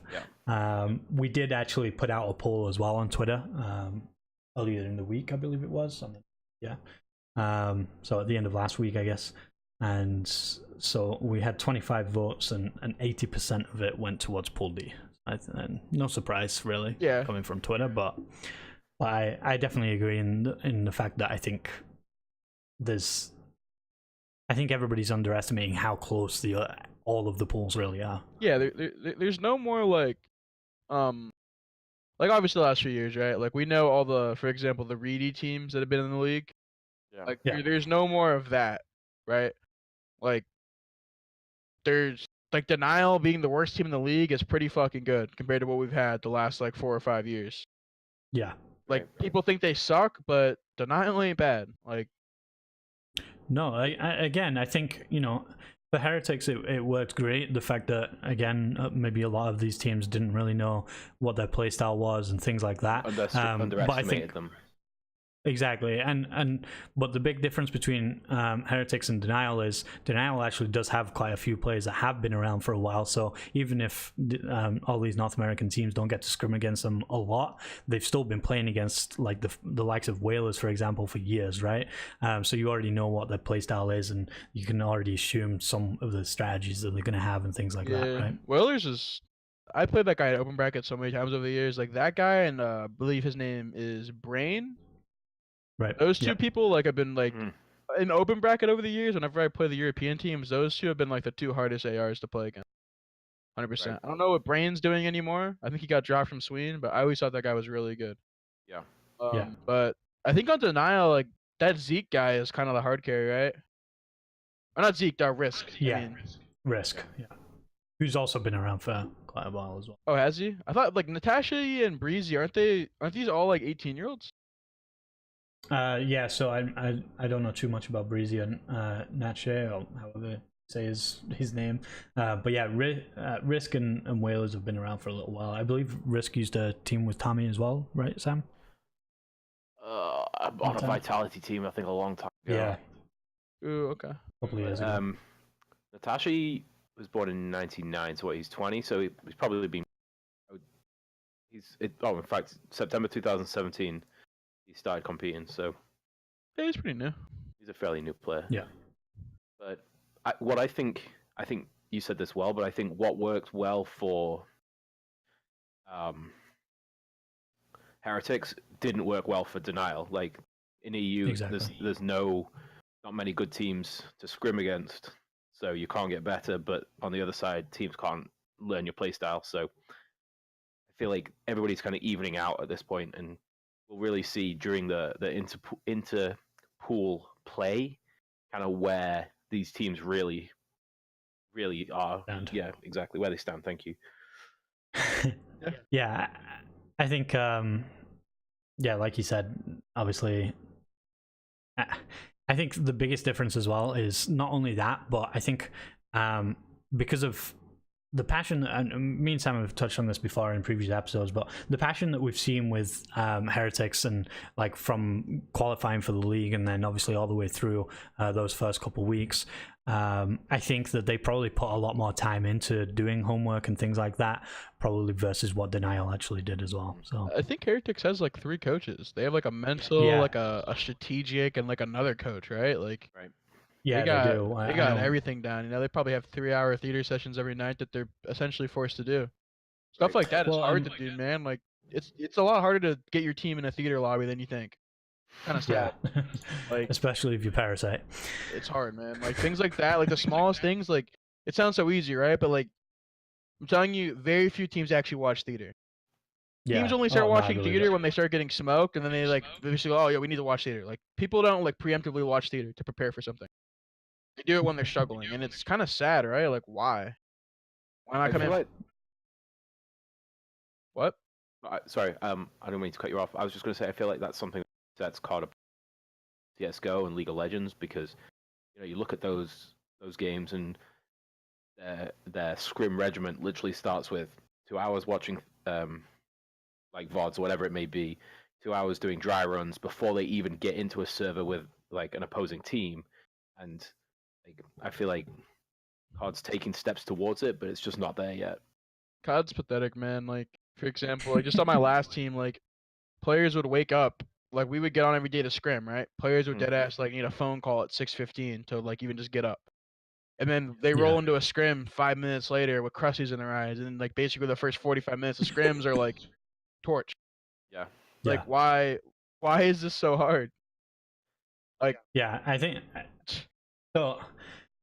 One of the things that we did talk about a little bit with Vandy as well last week, and I mean we kind of touched on it a little bit actually this week as well, is obviously the franchising and things like that. Now, I think one of the things with franchising is that people might start to take it a little bit more seriously because of the fact that obviously we won't have these teams that have like some of these 18, 19, 20-year-old kids that are coming in and obviously don't have that same kind of mentality as some of the people who are putting in all the work and things like that, right? Mm-hmm. Because they'll get dropped from these teams and then they won't be invited back. So I hope that so a lot of things that happen with, for example, fastball, right? Mm-hmm. yeah, I tried telling him this so many times, but what people don't understand is the things that they do, like basically what you just said. Like if Mhm. this was in the LCS, like it doesn't matter if you're faker, like you're getting dropped or benched until you Yeah. Spartan your ass up. Right. Like people think, oh, yo, I'm good, I can just be a dick. Like no. Right. Like Yeah. maybe you're the best player in the world, you can do this shit, but if you're just an above average player, there's hundreds of above average players that can take your spot, and the coaches know this. Exactly. You know what I mean? Mm-hmm. And I hope that's what happens next year, because right now it's literally the wild, wild west. Like Right. I feel like I should get paid extra on my teams because I feel like I'm a babysitter, man. Like, Yeah. I feel like I'm a babysitter or fucking marriage counselor, like everything. Like it's crazy how immature people are, man. Like Oh, I believe it. it's insane. Yeah, no. So hopefully this is obviously something that will kind of work its way out, and then obviously we'll see people like yourself who do put in the extra time and effort that other people aren't, and it'll start weeding them out, right? A bit more Hopefully, man. natural selection. Hopefully I make it there, man. Maybe the stream thing will kick off. Who knows? Probably not. I'm not that entertaining, but So we'll see. just to backtrack a little bit, I just would like to touch on Fort Worth. Just one more question for you. Who is your top six? Who do you predict coming in your top six? Okay, so Sween, Mindfreak. Sween, Mindfreak, Spoof's team. Mm-hmm. And then Sween, Mindfreak, Spoof's team, and then Sim's team. I feel like Okay. those teams, like obviously, I don't think it'll be 1 through 4 because obviously the way bracket works, like it probably won't even be possible for that to be 1 through 4. But Right. I think they'll place all those teams will be the best teams there. And then after that, what are the type of, like? Is there like a Dave team going? Like, what are the European teams going other than like movie star riders? Do you guys know? No, Like I know no, Sween's I going, didn't right? see Like I that think far. those guys look at top 3, but like I'm wondering who else. Yeah. Like top European players. I honestly couldn't even tell you. I feel like the top players, like the MaDaCs, the Joshes, are just kind of waiting to get into the Pro League right now. I'm not really sure what those kind of players are doing. Okay, well, I mean that's my top 4, right? Like I feel like after the 4 that I just named, there's a severe drop off, right? Yeah. But I would say teams like Stamino's team, if you know who they are. I believe it's Stamino, Cells, Vivid, Nox, and I don't remember the 5th. Someone else. And trying to think, like maybe like Juju's team. Maybe Juju will be back. Mm-hmm. If you guys Right. remember the Don. Yep. He always tees up in these type of little brackets. Like we'll see, but Yeah. after that top 4, it's a very big drop off. It could be anyone. Maybe Zyral's team. What about on the pro side? Like, who do you think taking the? Let's call it top 4 for the pros. I think it's Optic, EU, 100 Thieves, Spice. So you don't think there's like an upset anywhere in there? You think it's kind of the teams we'd expect? Well, I think the upset is that people might think LG would be there. Mm. Like I really think Optic. I think we'll actually have an Optic 100 Thieves finals. Okay. Like I really think 100 Thieves is really good. Yeah. Well, actually, let me look at the bracket again, because So it would be the winner of Pool A plays the second place of Pool D. so that kind of hurts Heretics. Right. Like who does 1 in Pool B play? I'm assuming 1 in Pool C. No, 1 in Pool B will play 2 in Pool C. So it'll probably be 100 Thieves versus Luminosity. So you think whoever wins that is going to be in the finals? Yeah, I'd say. I think 100 Thieves would beat him, but I think that's what I would say. Like I really think we're gonna have an Optic 100 Thieves finals. I mean, I feel like it definitely would be kind of one for the ages a little bit. Like, it'd be a great thing to watch. Yeah, well, and the vlogs to come after it from both Hector. That'd be bittersweet seeing 100 Thieves win. Even though I'm not really a fan of them that much. Like they're all cool players, but like my favorite team is probably EU. But right. Who knows? Like I guess we'll really see how mature the players are on that team if they really like can tee up now. Obviously they said everything's fine, but we won't really know until the actual tournament starts. Yeah, no, exactly, and that's the biggest thing for sure. Like if they tee up, they can get second. Yeah, maybe. Sorry, what? I was just gonna say that was mind blowing to me. I thought that they were dropping Pristini at one point, then I thought they were dropping Cap, and then I heard they were dropping Clay. Like, what is going on with that team? Like, I agree, they're one of my favorites to watch. I believe Preston apologized to the EU management, but like I mean something similar to that happened last year, if I recall correctly. Like it's not the first time. Guess we'll see. Just trying to think back. I don't recall anything, but I mean, they're quite young players, aren't they? I mean, who was the EU team last year? Okay, Preston. It was when that whole silly drama happened. Like, I think other things happened, but I can't go into detail with that. I mean, that's fair. Somebody just said in chat it's actually first in Pool B plays second in Pool D. Ooh. Oh, I feel like I read something different, but okay. Well, I mean, if that's true, Which that basically means 100 Thieves plays E United or Optic, probably E United. Like whoever wins that, like basically goes to top 6, right? Right. Yeah. Like through winners, like I really think whoever wins that's probably you're gonna see in the finals playing Optic. Right. I guess we'll see. Yeah, and so do you think that Sam, do you know who Optic plays first? I can tell you in any chance? 1 second. So where I was going to go with the question, basically, anyways, depending on obviously who they're playing, do you think that Optic's obviously historical first day drama is going to hurt them significantly, or do you think that they're going to do a classic Optic and pull it out of the bag afterwards? But this obviously all depends on who it is that they really play in that first day. I feel like they play good because they play Envy first.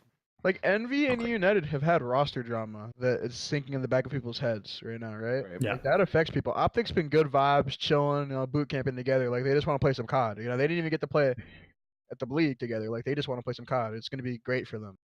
Right. Yeah. Well, and by the sounds of things, I know Scump was saying about how a lot of people were doubting them when they were going to be playing with Zuma. Then obviously they didn't do too bad with Zuma, and then now for them it's just they see it as an opportunity to really just prove to people, look, this is what we did with the substitute. Now let me show you what we're going to do with our actual roster as well, right? Mm-hmm. So they've got like a little bit more to prove. So I don't know, do you have any other questions, Sam, about Fort Worth? No. Perfect. So basically moving on from that, I know obviously we did tell you that we were only going to have you for a certain period of time, so we'll move on to kind of one of the last kind of segments that we wanted to do with you, which was a Q&A. Yeah, you're good, man. I got as much time as you guys need. So awesome. Yeah. Well, I appreciate that.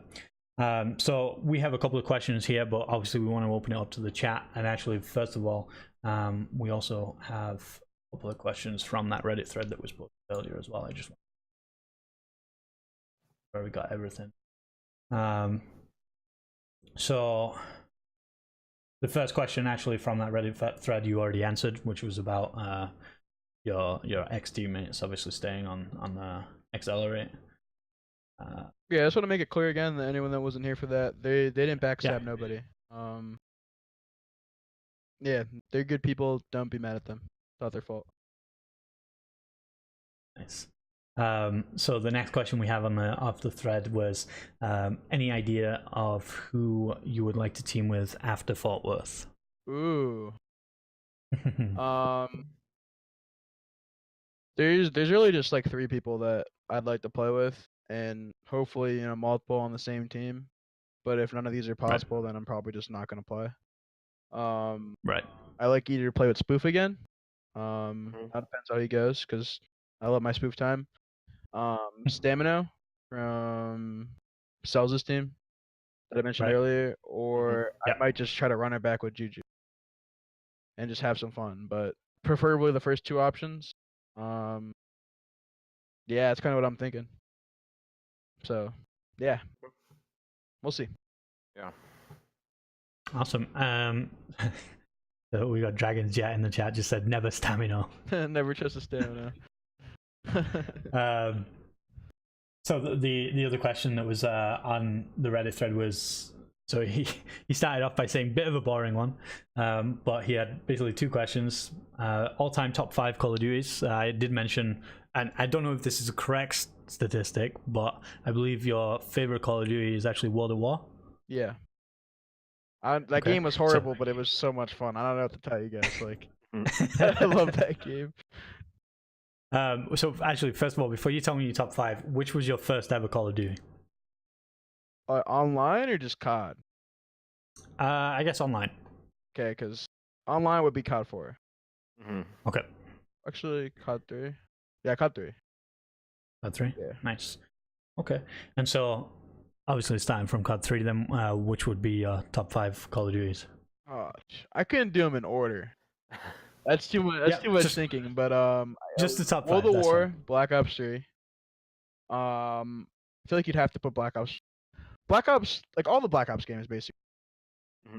Just everything Treyarch have ever touched. Just like all of them. I know, like before the last 4 or 5 years, it's kind of been like a Treyarch, like it's the best thing. But do you guys remember before that where everyone hated Treyarch and they were like Infinity War? Like I never liked them.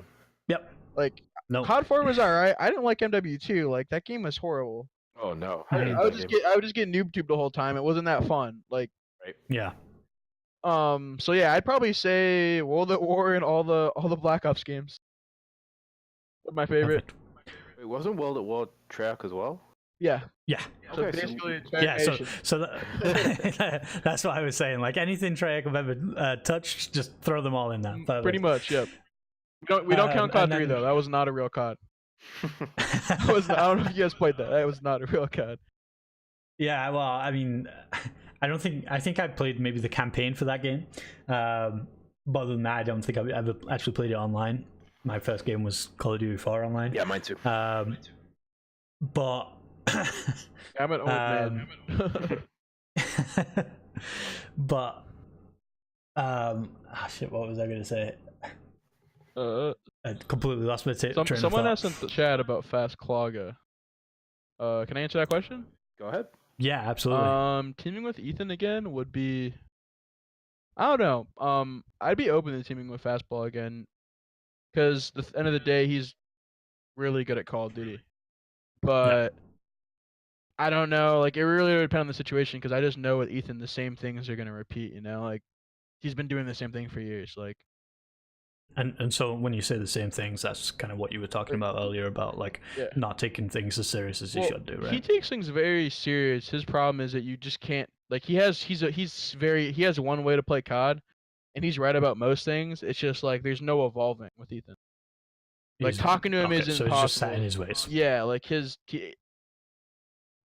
hard to deal with. He's really like he loses full like three like, for example, right? Like, no, not like this is an example to like help people understand. Like, I'm just gonna give you 2 things that Ethan's done that make you understand. So, I couldn't tell this guy he over challenged in a scrim or he would lose focus. Like, this is a quote from him. Like, I couldn't be like, yo, Ethan, next time don't challenge that. Or like the rest of the map was fucked because he would just get turned on every life because he just couldn't focus. Like, things like this on a professional level like are not, they're not like okay. Like, I mean, we're talking about a guy that literally threw a Pro League qualifier because his teammate retweeted a tweet before. That's how mentally fragile he is. Like in IW, he actually didn't try at the Pro League qualifier because Mosh retweeted a Crim6 tweet making fun of him because he was using an FHR. Which, Mosh shouldn't have done, but like this is things that Ethan's done, right? He's not that mentally stable. Yeah. Like, it's hard to like play high level Call of Duty with someone like that, even though he's literally one of the most talented players I've ever seen. Right. So Kind of goes back. Sorry, I was just gonna say, it kind of goes back to what you were saying. Like, you should get paid extra for watching tier and for babysitting. Like, yeah, I feel like I have to babysit Ethan when I play with him, and I really don't mind it. But like after doing it for 8 months, like eventually you just lose flow and you're like, get rid of the guy. right. Yeah. And that's the cycle. I feel like winning puts a lot of that aside. Like, you could deal with somebody like that if you were winning every event, but you're placing top 16 or top 12 or whatever it may be. Like, that's where it's going to become a problem. Yeah, because you want to get better, and it's just like I said, like you have a very high base with fastball. Every team he's on, it's a really high base because he's just insane. But I feel like our old team, we didn't really improve. Our S&D got better. Our hardpoint never really got better. And it was because we couldn't figure shit out. And that was mostly Ethan. It wasn't all Ethan. I'm not going to sit here and tell you blame it all on that guy, but a lot of our problems were Ethan. So, yeah, I'm just going to leave it at that. That's all I really want to talk about with fastball. But, yeah. Anyways, next question. Sorry. Okay. So I just see another one in the chat there, which was Vengeance TVX asked, how is your new team working? I don't have a team. Right. So one of my own, very quick and easy. One of my own questions was so obviously it's going to be a little bit different, and in fact we already know that it's a little different in the past few weeks for sure. But how many hours a day would you actually put in of practice since the Pro League started, both inside and outside of scrims? Every day I wake up around 3 or 4.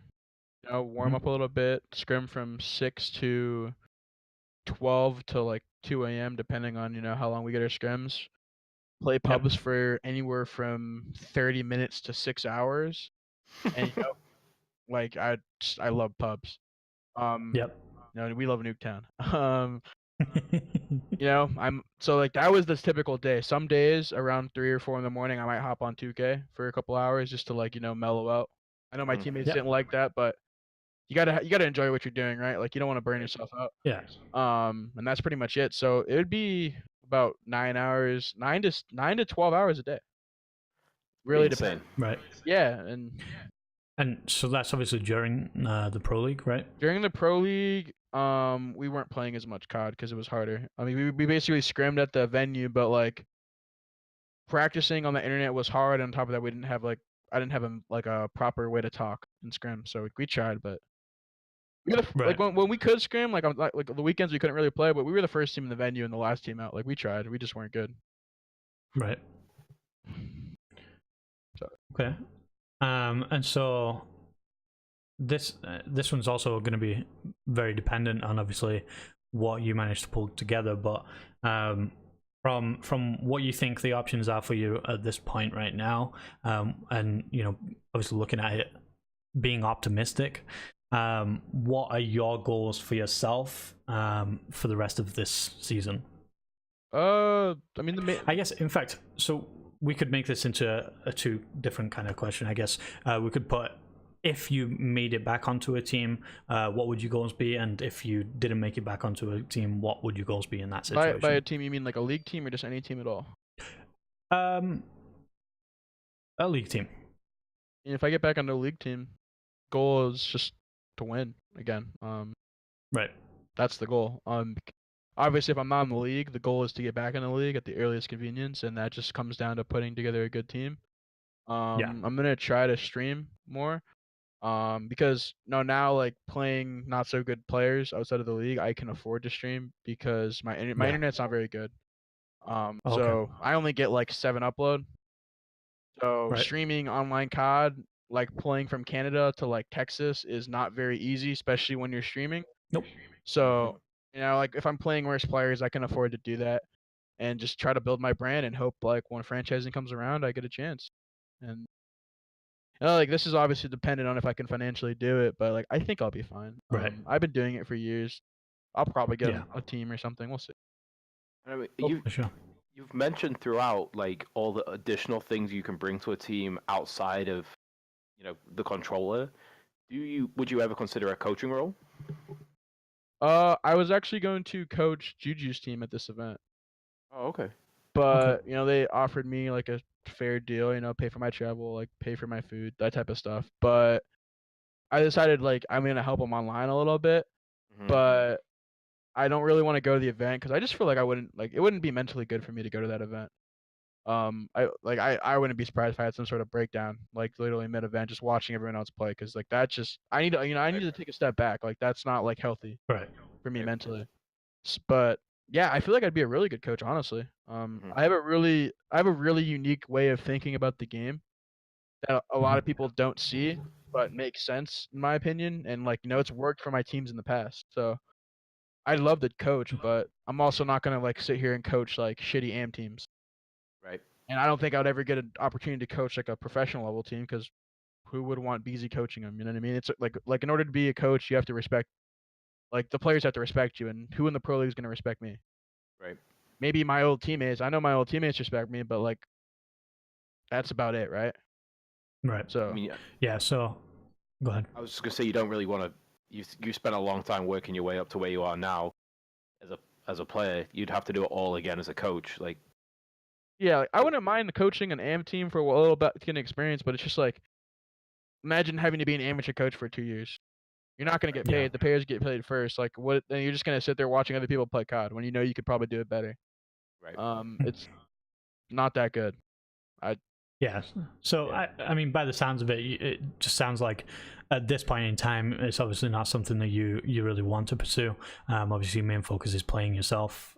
Yeah, I think I'm more than capable. Like I'm very real with myself. Like if I think I'm not good enough to do something, like I know how good I am. I think other people tell me how good I am. Some people may not think I'm good, but I feel like I can. I'm not like a superstar player. I feel like I have my moments where I come out and I just like I make a play, or like I win match for my teams. But I feel like I can be a very valuable asset on a team. I bring a lot of intangibles, I feel like, to the table that like a lot of people only know if they team with me, that I've gained over the years of experience. And yeah, hopefully I can get to put that to use one day, but we'll see.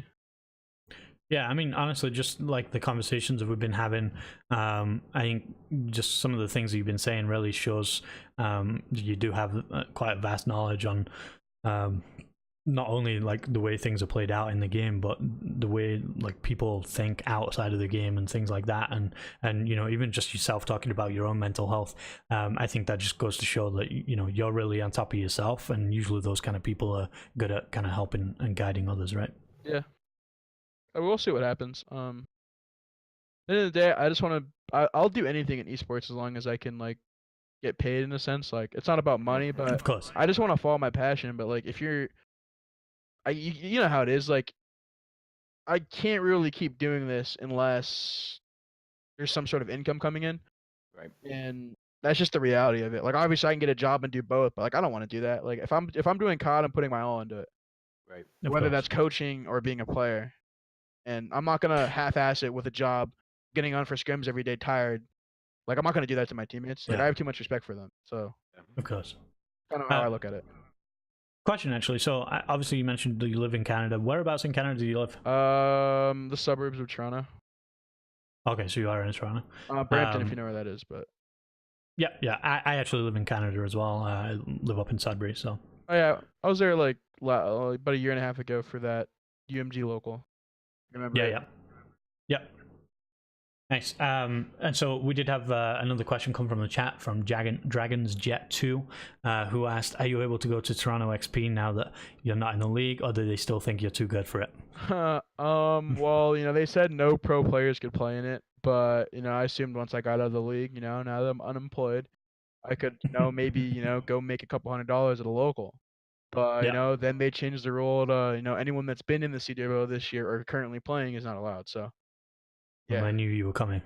yeah, pretty much. I don't really get why it matters because the team that I was going with is just gonna win anyways. Like, I win those locals literally running around my fists. Like, it's not like it's gonna change anything. All it's really gonna do is just make it so that I can hang out with my friends, and that's not me trying to be egotistical. That's just the truth. Like, No, for sure. Well, so when I was introducing you onto the show, I don't know if you heard, but I was mentioning the fact that obviously you've already won 3 events this Call of Duty, as far as I can see, which is MES Detroit, We Got Game Oakville, and MOG Toronto, right? yeah. So yeah, I think that pretty much itself sums it up. One of the things I was saying at that point is there's not a lot of people, even though they are obviously smaller on local lands. Well, MES being probably the biggest one out of those 3. Not a lot of people have got 3 wins under the belt in this title so far. So yeah, I think I have the most. But there you go. Who knows? It's just locals, right? They're fun. Exactly. I love my locals. It's a great time hanging out with the boys. Nice. And so going off of that, we MLG Archives asked, "How does it feel to be the MES MVP?" Every single day when I wake up, I look to my left and I see that. I look at that check over there, and I see my golden controller, and it makes me very happy. There you go. Wait, do you guys want to see the golden controller? Of course. Oh shit! All right. I'm not gonna get up. I'm just gonna put my light on. The golden controller is. Wait. Fuck. 1 second. Sorry, guys. It is not where I thought it was.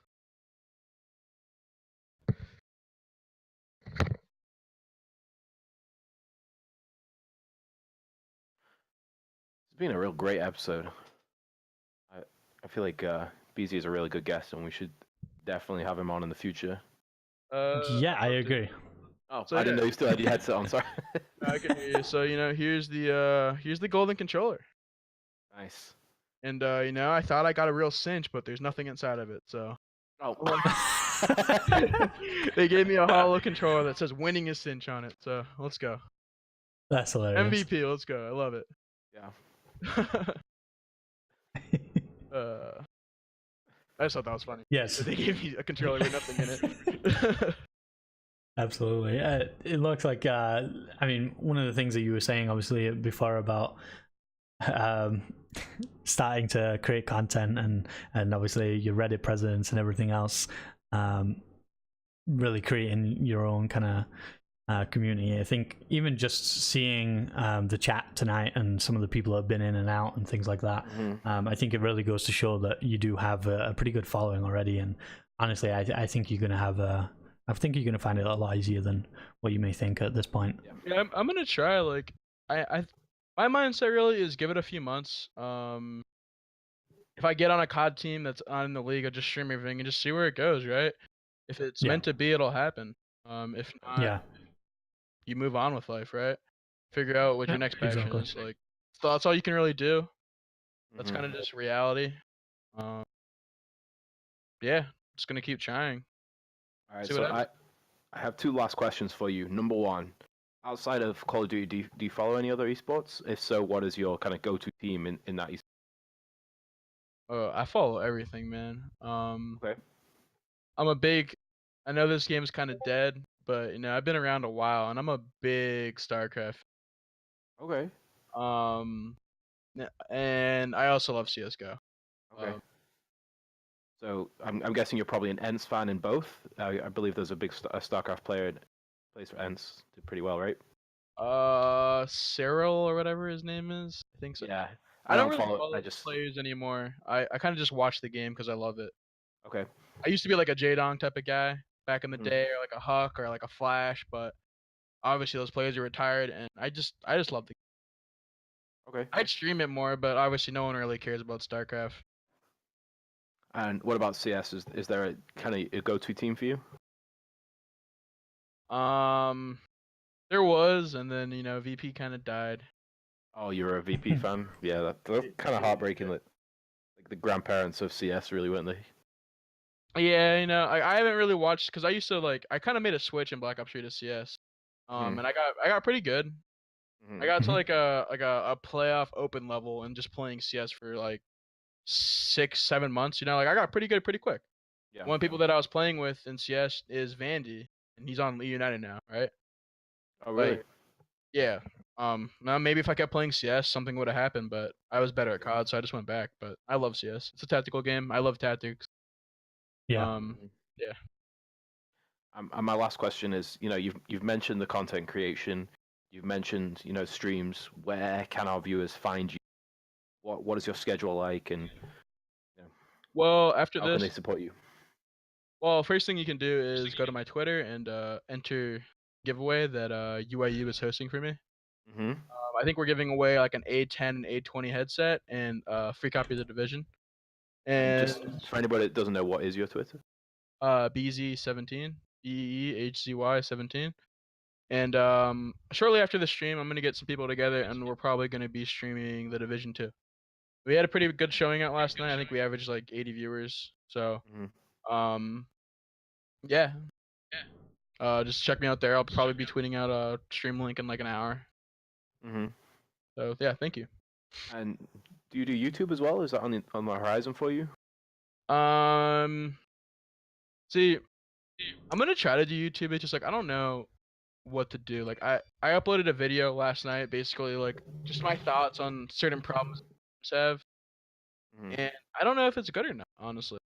And I can release it, but it's kind of like I was thinking about doing like an AM to pro, basically. Right. And not like obviously I didn't really succeed in being a pro, but like just as someone that's been in AM for like 5 or 6 years. I feel like I have a lot of experience and I can just help people. So that's kind of what I'm doing with YouTube. Right. And yeah. So I guess a good question kind of going off of that is something similar to what we kind of touched on with Vandy last week is have you thought about maybe doing some kind of like, obviously we were talking about you doing coaching, have you thought about maybe like getting people to submit their scrims or gameplays or whatever and maybe analyzing what they do and kind of coach people off of that? So I really feel like I understand S&D on like a completely another level than a lot of COD players, and I think that's probably because I played CS for 4,000 hours, and I've also been playing COD for like 10 years. So like what I was thinking about doing was just clipping some, like not clipping, but like basically just getting the file of some of these S&Ds that get played at this pro league, like maybe the Optic vs United one, or like those type of games, and just dissecting the game. Nice. And I don't know, I don't feel like people really want to watch that, but I would watch that. I was gonna say I disagree with it. I think people definitely would watch that. Yeah, I don't know how many views I would get, but I don't even care. But like if I'm getting 50 views doing it, then like it's worth it in my book. Yeah. I might try doing that. We'll really see. Because like I said, like when you introduced me, like I'm kind of at a point of life where I'm lost. I don't really know what I want to do. Right. There's a lot that I can do, and I'm just gonna figure it out. Yeah, for sure.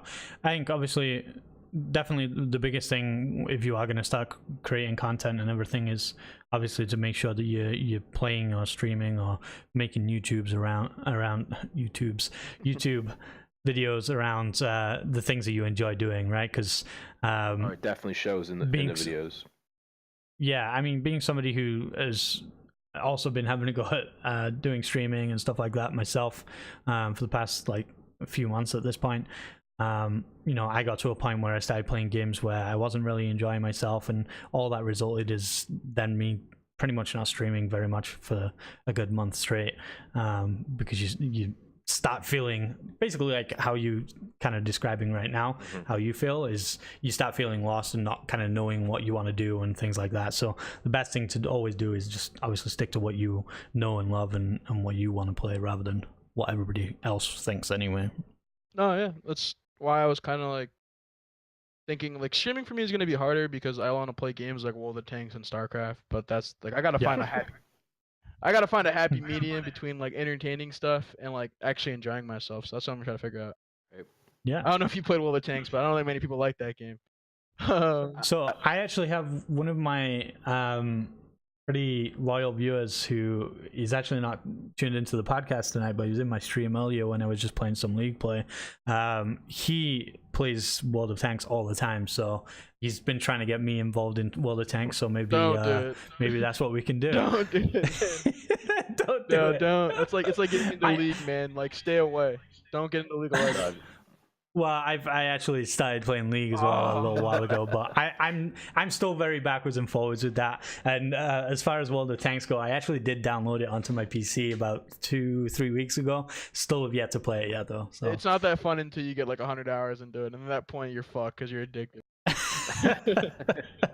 Fair enough. Okay. So yeah, I mean, I know Sam basically said that those were the last two questions. We did get one other question. Okay, two other questions, and these are going to be the last ones, both from Horizons Fall in the chat. So first of all, he said, are you going to the next MES? And then he said, oh, he basically asked the same question again. Are you going to the next MES, Beehzy, with your local squad? Well, since I'm not in the League now, I probably will. I'll probably be going to every local I can. Nice. Just comes down to if I can get a job. Hopefully Holler takes me. We'll see. I'll probably decide, like the way locals go for me is I kind of decide if I want to go like about 24 hours before and then just get everything together. Yeah, just make it super hectic. My mom loses full. That's kind of how I do local. So probably know the day before if I decide to show up or not. Awesome. Well, I just honestly, I really want to thank you again for coming on the podcast. I think it's flown really well. I think it's been really easy to talk to you and yeah, really enjoyed having you here. So like Sam said before, I think it'd be awesome to get you back on the podcast again at some point. Again, obviously, providing your schedule allows it. Yeah, I'd come on. I mean, if you want me to come on a lot more, like I wouldn't mind coming on with someone else. If you want, just hit me up. Like my schedule's pretty open. Right. No, I'm not really a pro anymore, so I got a lot of free time on my hands. So yeah. I was just thinking that maybe we could get a you and Vandy on at some point, and we could get like an analytical point of view of everything. That might be. I'm sure that not many people will be interested, but I think some people will be like super interested in like hearing like everything that goes through your mind while you're playing these like super in-depth games. So that might be interesting. It's crazy what goes through our minds, man. Right. Okay. Well, and I have one other suggestion as well for a possible content creation. Have you ever thought of carrying two pretty bad British Call of Duty players on maybe a GB ladder or League play or something like that? I mean, I haven't played COD since I got back, but if you want to play some rank play, like I'm down. We are definitely going to maybe on that. Exactly. Maybe that's something we can figure out for another day. Well, once again, really appreciate you being on. Any other social media or anything like that you want people to check out? Just make sure you guys follow UIU on Twitter, guys. I appreciate what they've done for me, and they're helping me out a lot with the streaming stuff. So, yeah, make sure you guys follow. I believe they just got the OG UIU handle as well, right? Yes, sir. Looking very clean. All right. Well, as Maxie said, thank you so much for coming on. We do really appreciate it. You know, all of UIU actually has been so. Thank you. I'm gonna go back to sleep now. So have a great night, guys. Bye. All right. Well, what a great guy. That's pretty much absolutely. Once again, I think everything went really smoothly there with Beehzy. I just messed everything up. I was gonna say you do need to fix the scenes, but there we go. Still something a little bit wrong, but there we go. So yeah, everything went really well. I enjoyed it. I hope everybody in the chat enjoyed it. I think me and Sam are still going to go over our predictions for Fort Worth. Are we still going to do that this episode? Completely forgot about that. But I also want to give a big shout out to everybody who's tuned in the chat as well. Really appreciate you guys being here. And in fact, Sam, did you not have a bit of a segue that you wanted to go on after Beehzy left? So I just wanted to plug once again the Audible.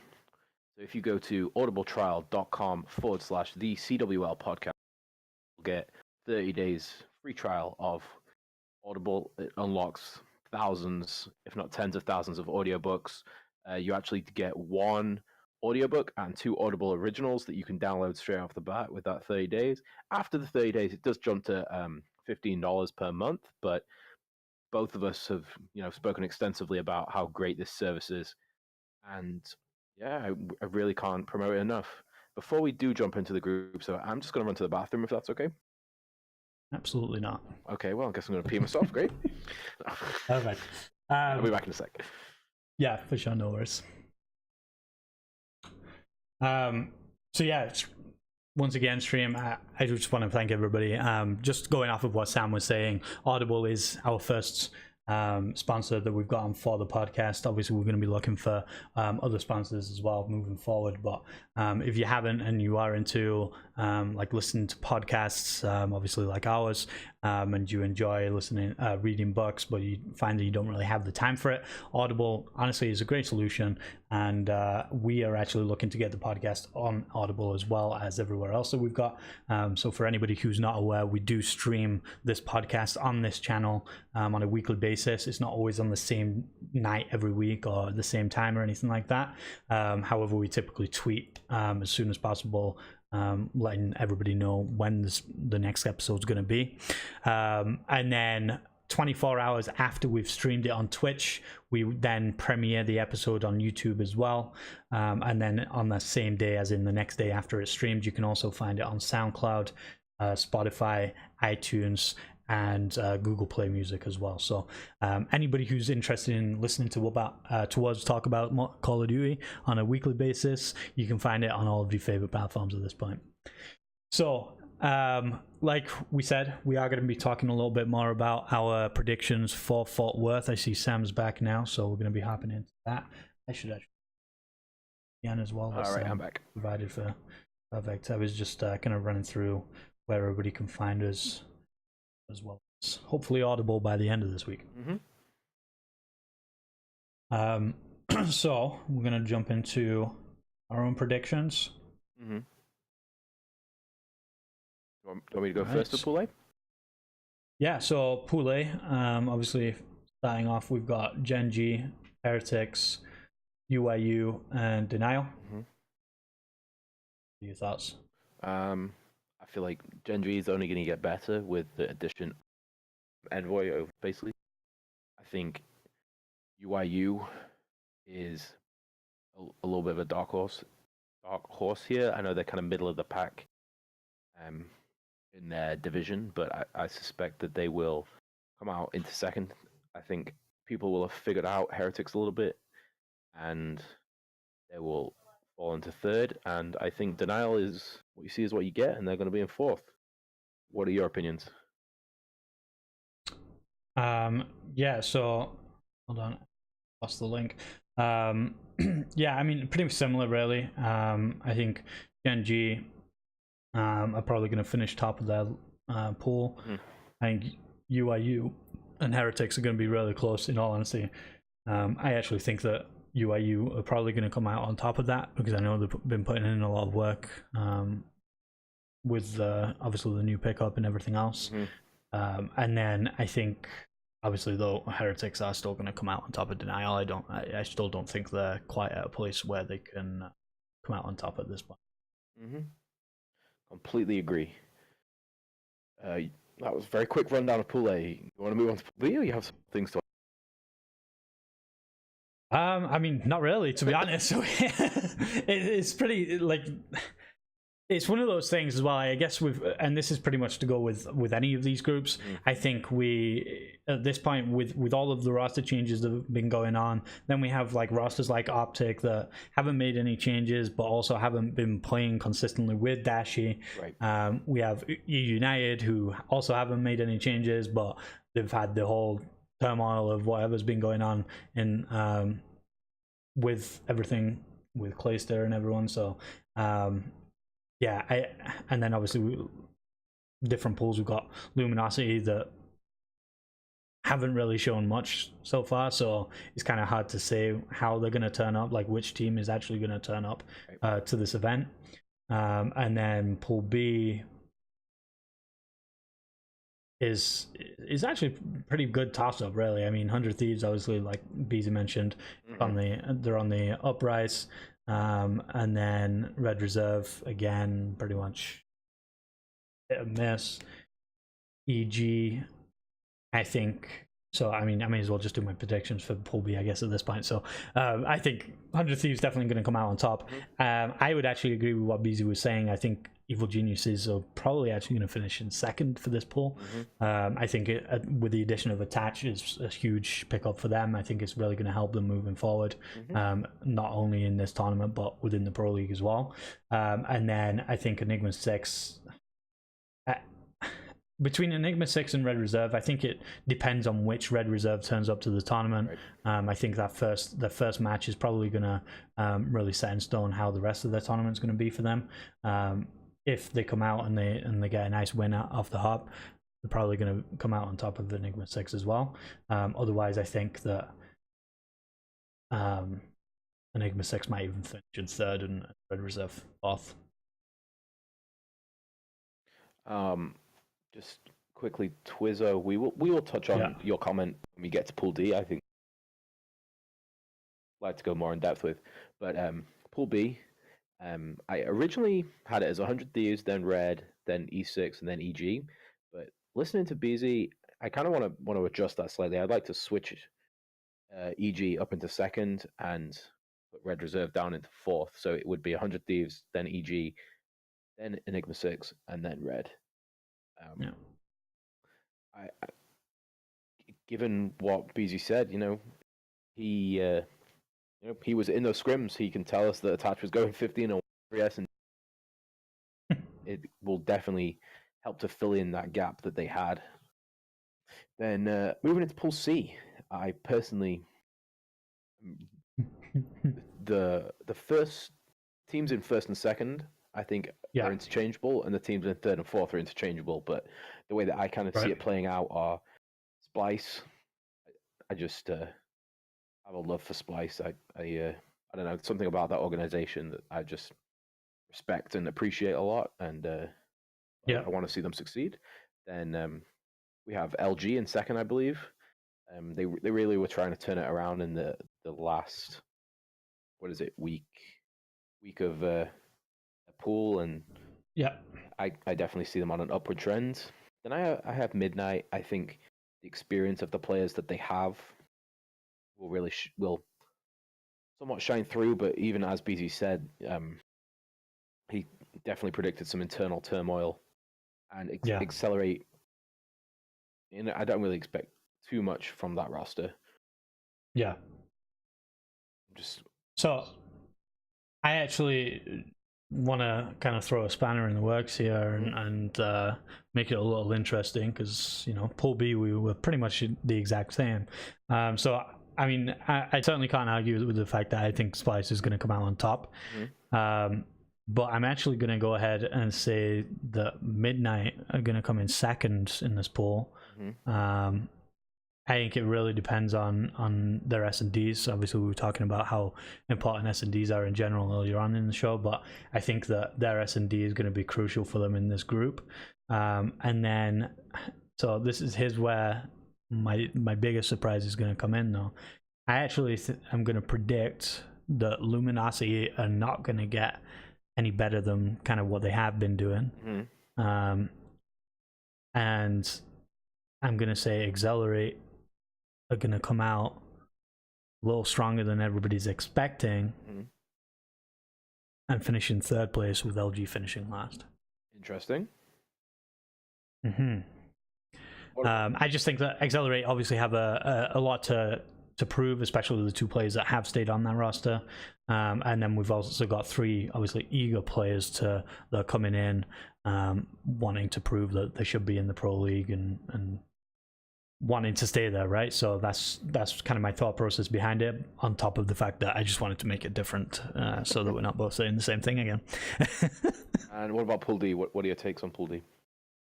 Pool D, Optic, and in first, I don't think they're going to struggle whatsoever. I think, again, with the kind of fire that Scump has mentioned about them wanting to really prove even further to their fans about not playing with Dashi and doing well, and now playing with Dashi doing even better.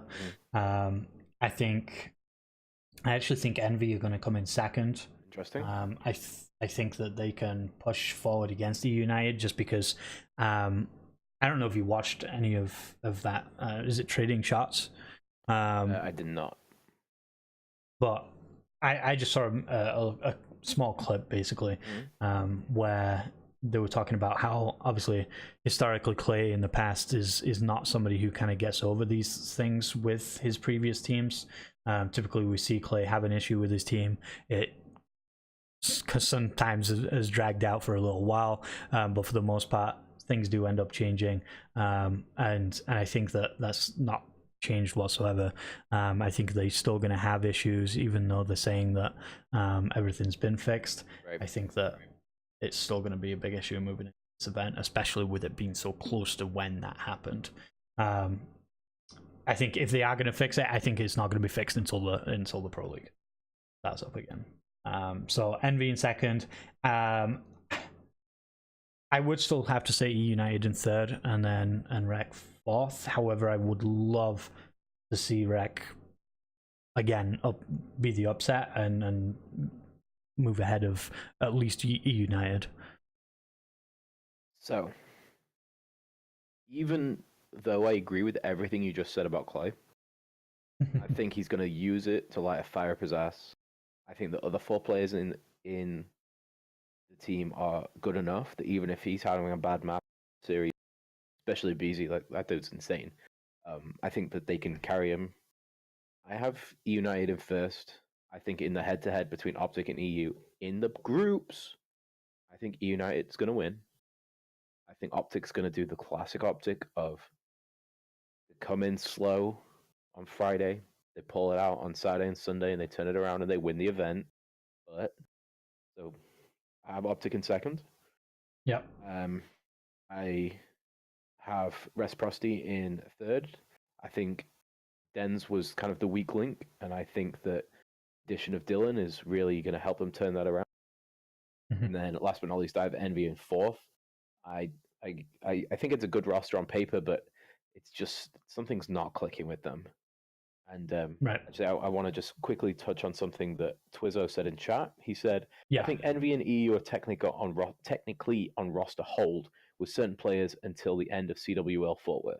If Envy doesn't place top 6, we'll see Decimate, Pharaoh, and Zuma all on rosters. Also, Clayster, JCap, and Aches, possibly with a roster shuffle. I agree with the first part of that. I don't necessarily agree with the second part. Maybe Clayster in the shuffle, given that we've already seen that United wants to make a change, but I don't see JCap or Aches. I believe that both United and Envy respectively want to keep their kind of anchors, if you will, like the anchor of the roster, not necessarily on the map, but the anchor of the roster. Yeah. Both of those kind of very level-headed players. So I think at least with with both of those players, I think one of the biggest things at that point is I think that these organizations are going to start to think about franchising and things like that, right? So I think that losing JCap or Aches out of an organization at this point is probably not something that they're wanting to put out on the table, but I think it's a tough one.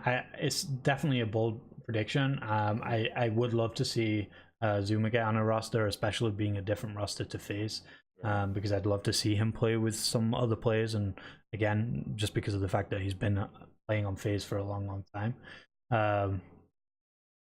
So yeah, I'd love to see him make it onto a team. As far as Pharaoh and Decimate, I'm not too sure in general, to be honest, but Pharaoh, I think, obviously we don't know the full story, but from what I do see, I just don't know if like he's ready to be on a pro team right now. Again, I feel like it's probably somewhat similar issues to what Beehzy was saying about like Fastballer. So I don't know, we'll see. And so I just saw Twizzer said as well. So Cap, I think EU has to choose Cap or Clay. Cap really doesn't like the way Clay plays on the map, and yeah, and unfortunately for Clay, especially considering he's been on that roster for years, obviously at this point, and I feel like he's obviously been a staple of United.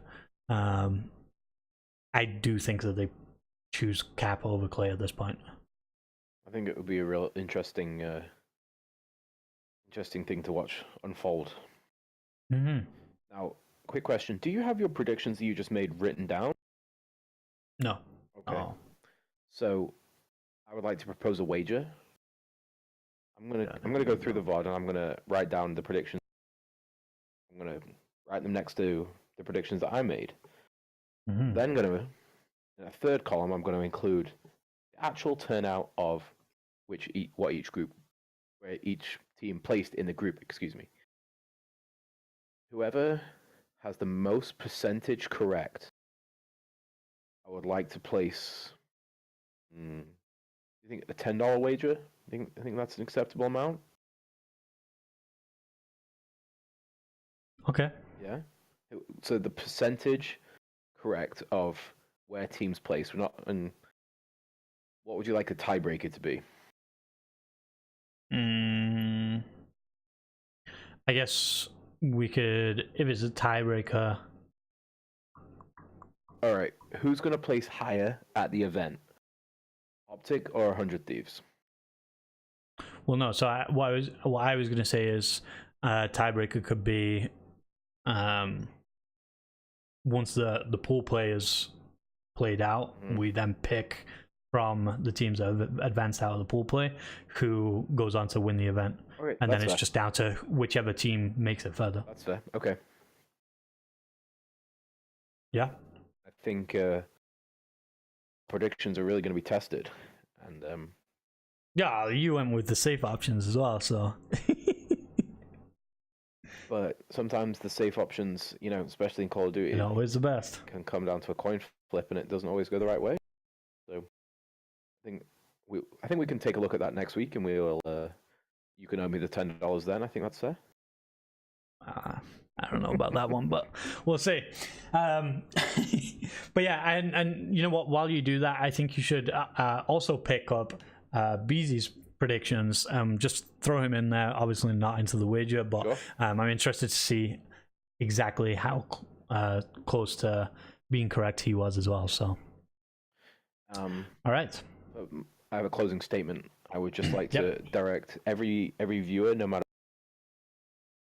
or consuming entertainment, this product that we are creating for you. I'd like you to just, provided you're not driving, I'd like you to pull out your phone, your laptop, just type in the words that I'm about to speak to you. Go to audibletrial.com/the CWL podcast. I want you to just register. Don't even think about it. Don't look at the price. Just press yes. Then I want you to close out that tab. You're going to go to twitter.com/S7ONEY. So it's a Stony, but with 7 for the T. You're going to click follow again. Don't read anything. Don't think about it. Just click follow. Then you're going to go to twitch.tv/MaDaC FPS. You're going to click sub. You're going to use your Amazon Prime sub. You're going to hit that every month. Doesn't cost you anything, but it helps my man out here, helps him succeed, helps him get more emotes. I believe I saw actually today you have a new emote available. Yep. And we're going to be replacing one as well. So personally, my suggestion is a podcast emote. Maybe we can get like a little. with like the CWL logo involved somehow. That's my suggestion, but would like to see the viewers' opinion. Do you have that link? What was the link? I'll just post it. Which one? The Audible link? Or the yeah, I'm guessing that's. Well, let me just pull. What is it? Audible.com / audibletrial.com. Trial / the CWL podcast. Nope, that did not work. Oh, helps if you write it all as one word. Just listen. Maybe we can get a command put in. Oh, it's because I was typing it up. Automatic, separate, autocorrect. Okay, there we go. There you go, Twizzo. Just for you. Anything else you wanted to add on to that, Stoney? All of your plugs? I mean, I feel like I've already plugged your Twitch. You're the official plug everything now. Oh, wait. Just above. Hang on, I'm just waiting for it to load on my side of the stream. Just up here somewhere, the podcast Twitter, the CWL podcast.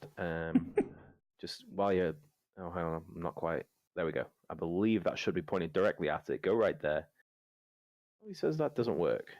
It worked when I took a look earlier, so... audibletrial.com. I'm not entirely sure why that link doesn't work for you. But maybe I can take a look at that after we finish up here. But if you do have Twitter, Twizzo, I definitely recommend following me personally. Oh.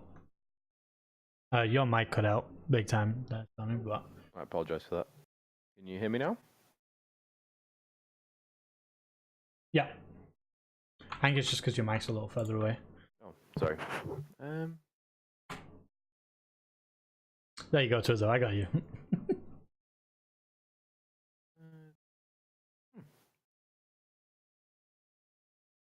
The link doesn't seem to be working for me either right now, but I'll take a look at that and I'll figure it out. I'll let you know, and we can make a command, or we can we'll figure it out. Anyway, yeah. So, do you have anything to plug quick? No, not really. I just wanted to, but I'm not under the toes on. No worries. So yeah, I just wanted to once again thank you all for watching. If you have enjoyed the podcast, as I was mentioning earlier when Sam went to the washroom, we do typically stream these episodes live on Twitch every single week. They're not always at the same on the same day or at the same time. So if you do follow us on that Twitter account, that's listed up at the top of the page there, at the CWL podcast, and it's actually the one I just linked in the chat as well. We usually tweet exactly when it is that we're going to be streaming in the next episode as soon as we basically decide ourselves. So follow us on there for all of the updates for the podcast. On top of that, if you are into watching some less than average Call of Duty gameplay, be sure to hit that follow button above the stream as well. I typically stream pretty much on a daily basis. I usually take 1 or 2 days off a week, but I'm streaming all the time. Sometimes Sam joins in with me on that, and by the sounds of it, we're going to be playing with Beehzy as well for at some point as well. Other than that, guys, I hope you all enjoyed watching. And actually, I did want to add on to that, sorry, again. So after we stream the episodes, if you did miss any of this episode tonight, you can head on over to youtube.com/MaDaC, and we premiere the episode live on YouTube as well, 24 hours after it's streamed right here. But also, if you're not into sitting at a computer and watching a video for 2 hours, 3 hours even, then you can also find the podcast on Spotify, iTunes, Google Play Music, and SoundCloud as well, all just by searching the CWL podcast. So I think that's pretty much all we have for this episode though. So once again, thank you all for watching. And Sam, do you have anything else to add on? No, that's just about it. Awesome. Well, in that case, guys, thank you again, and we will see you guys later. Are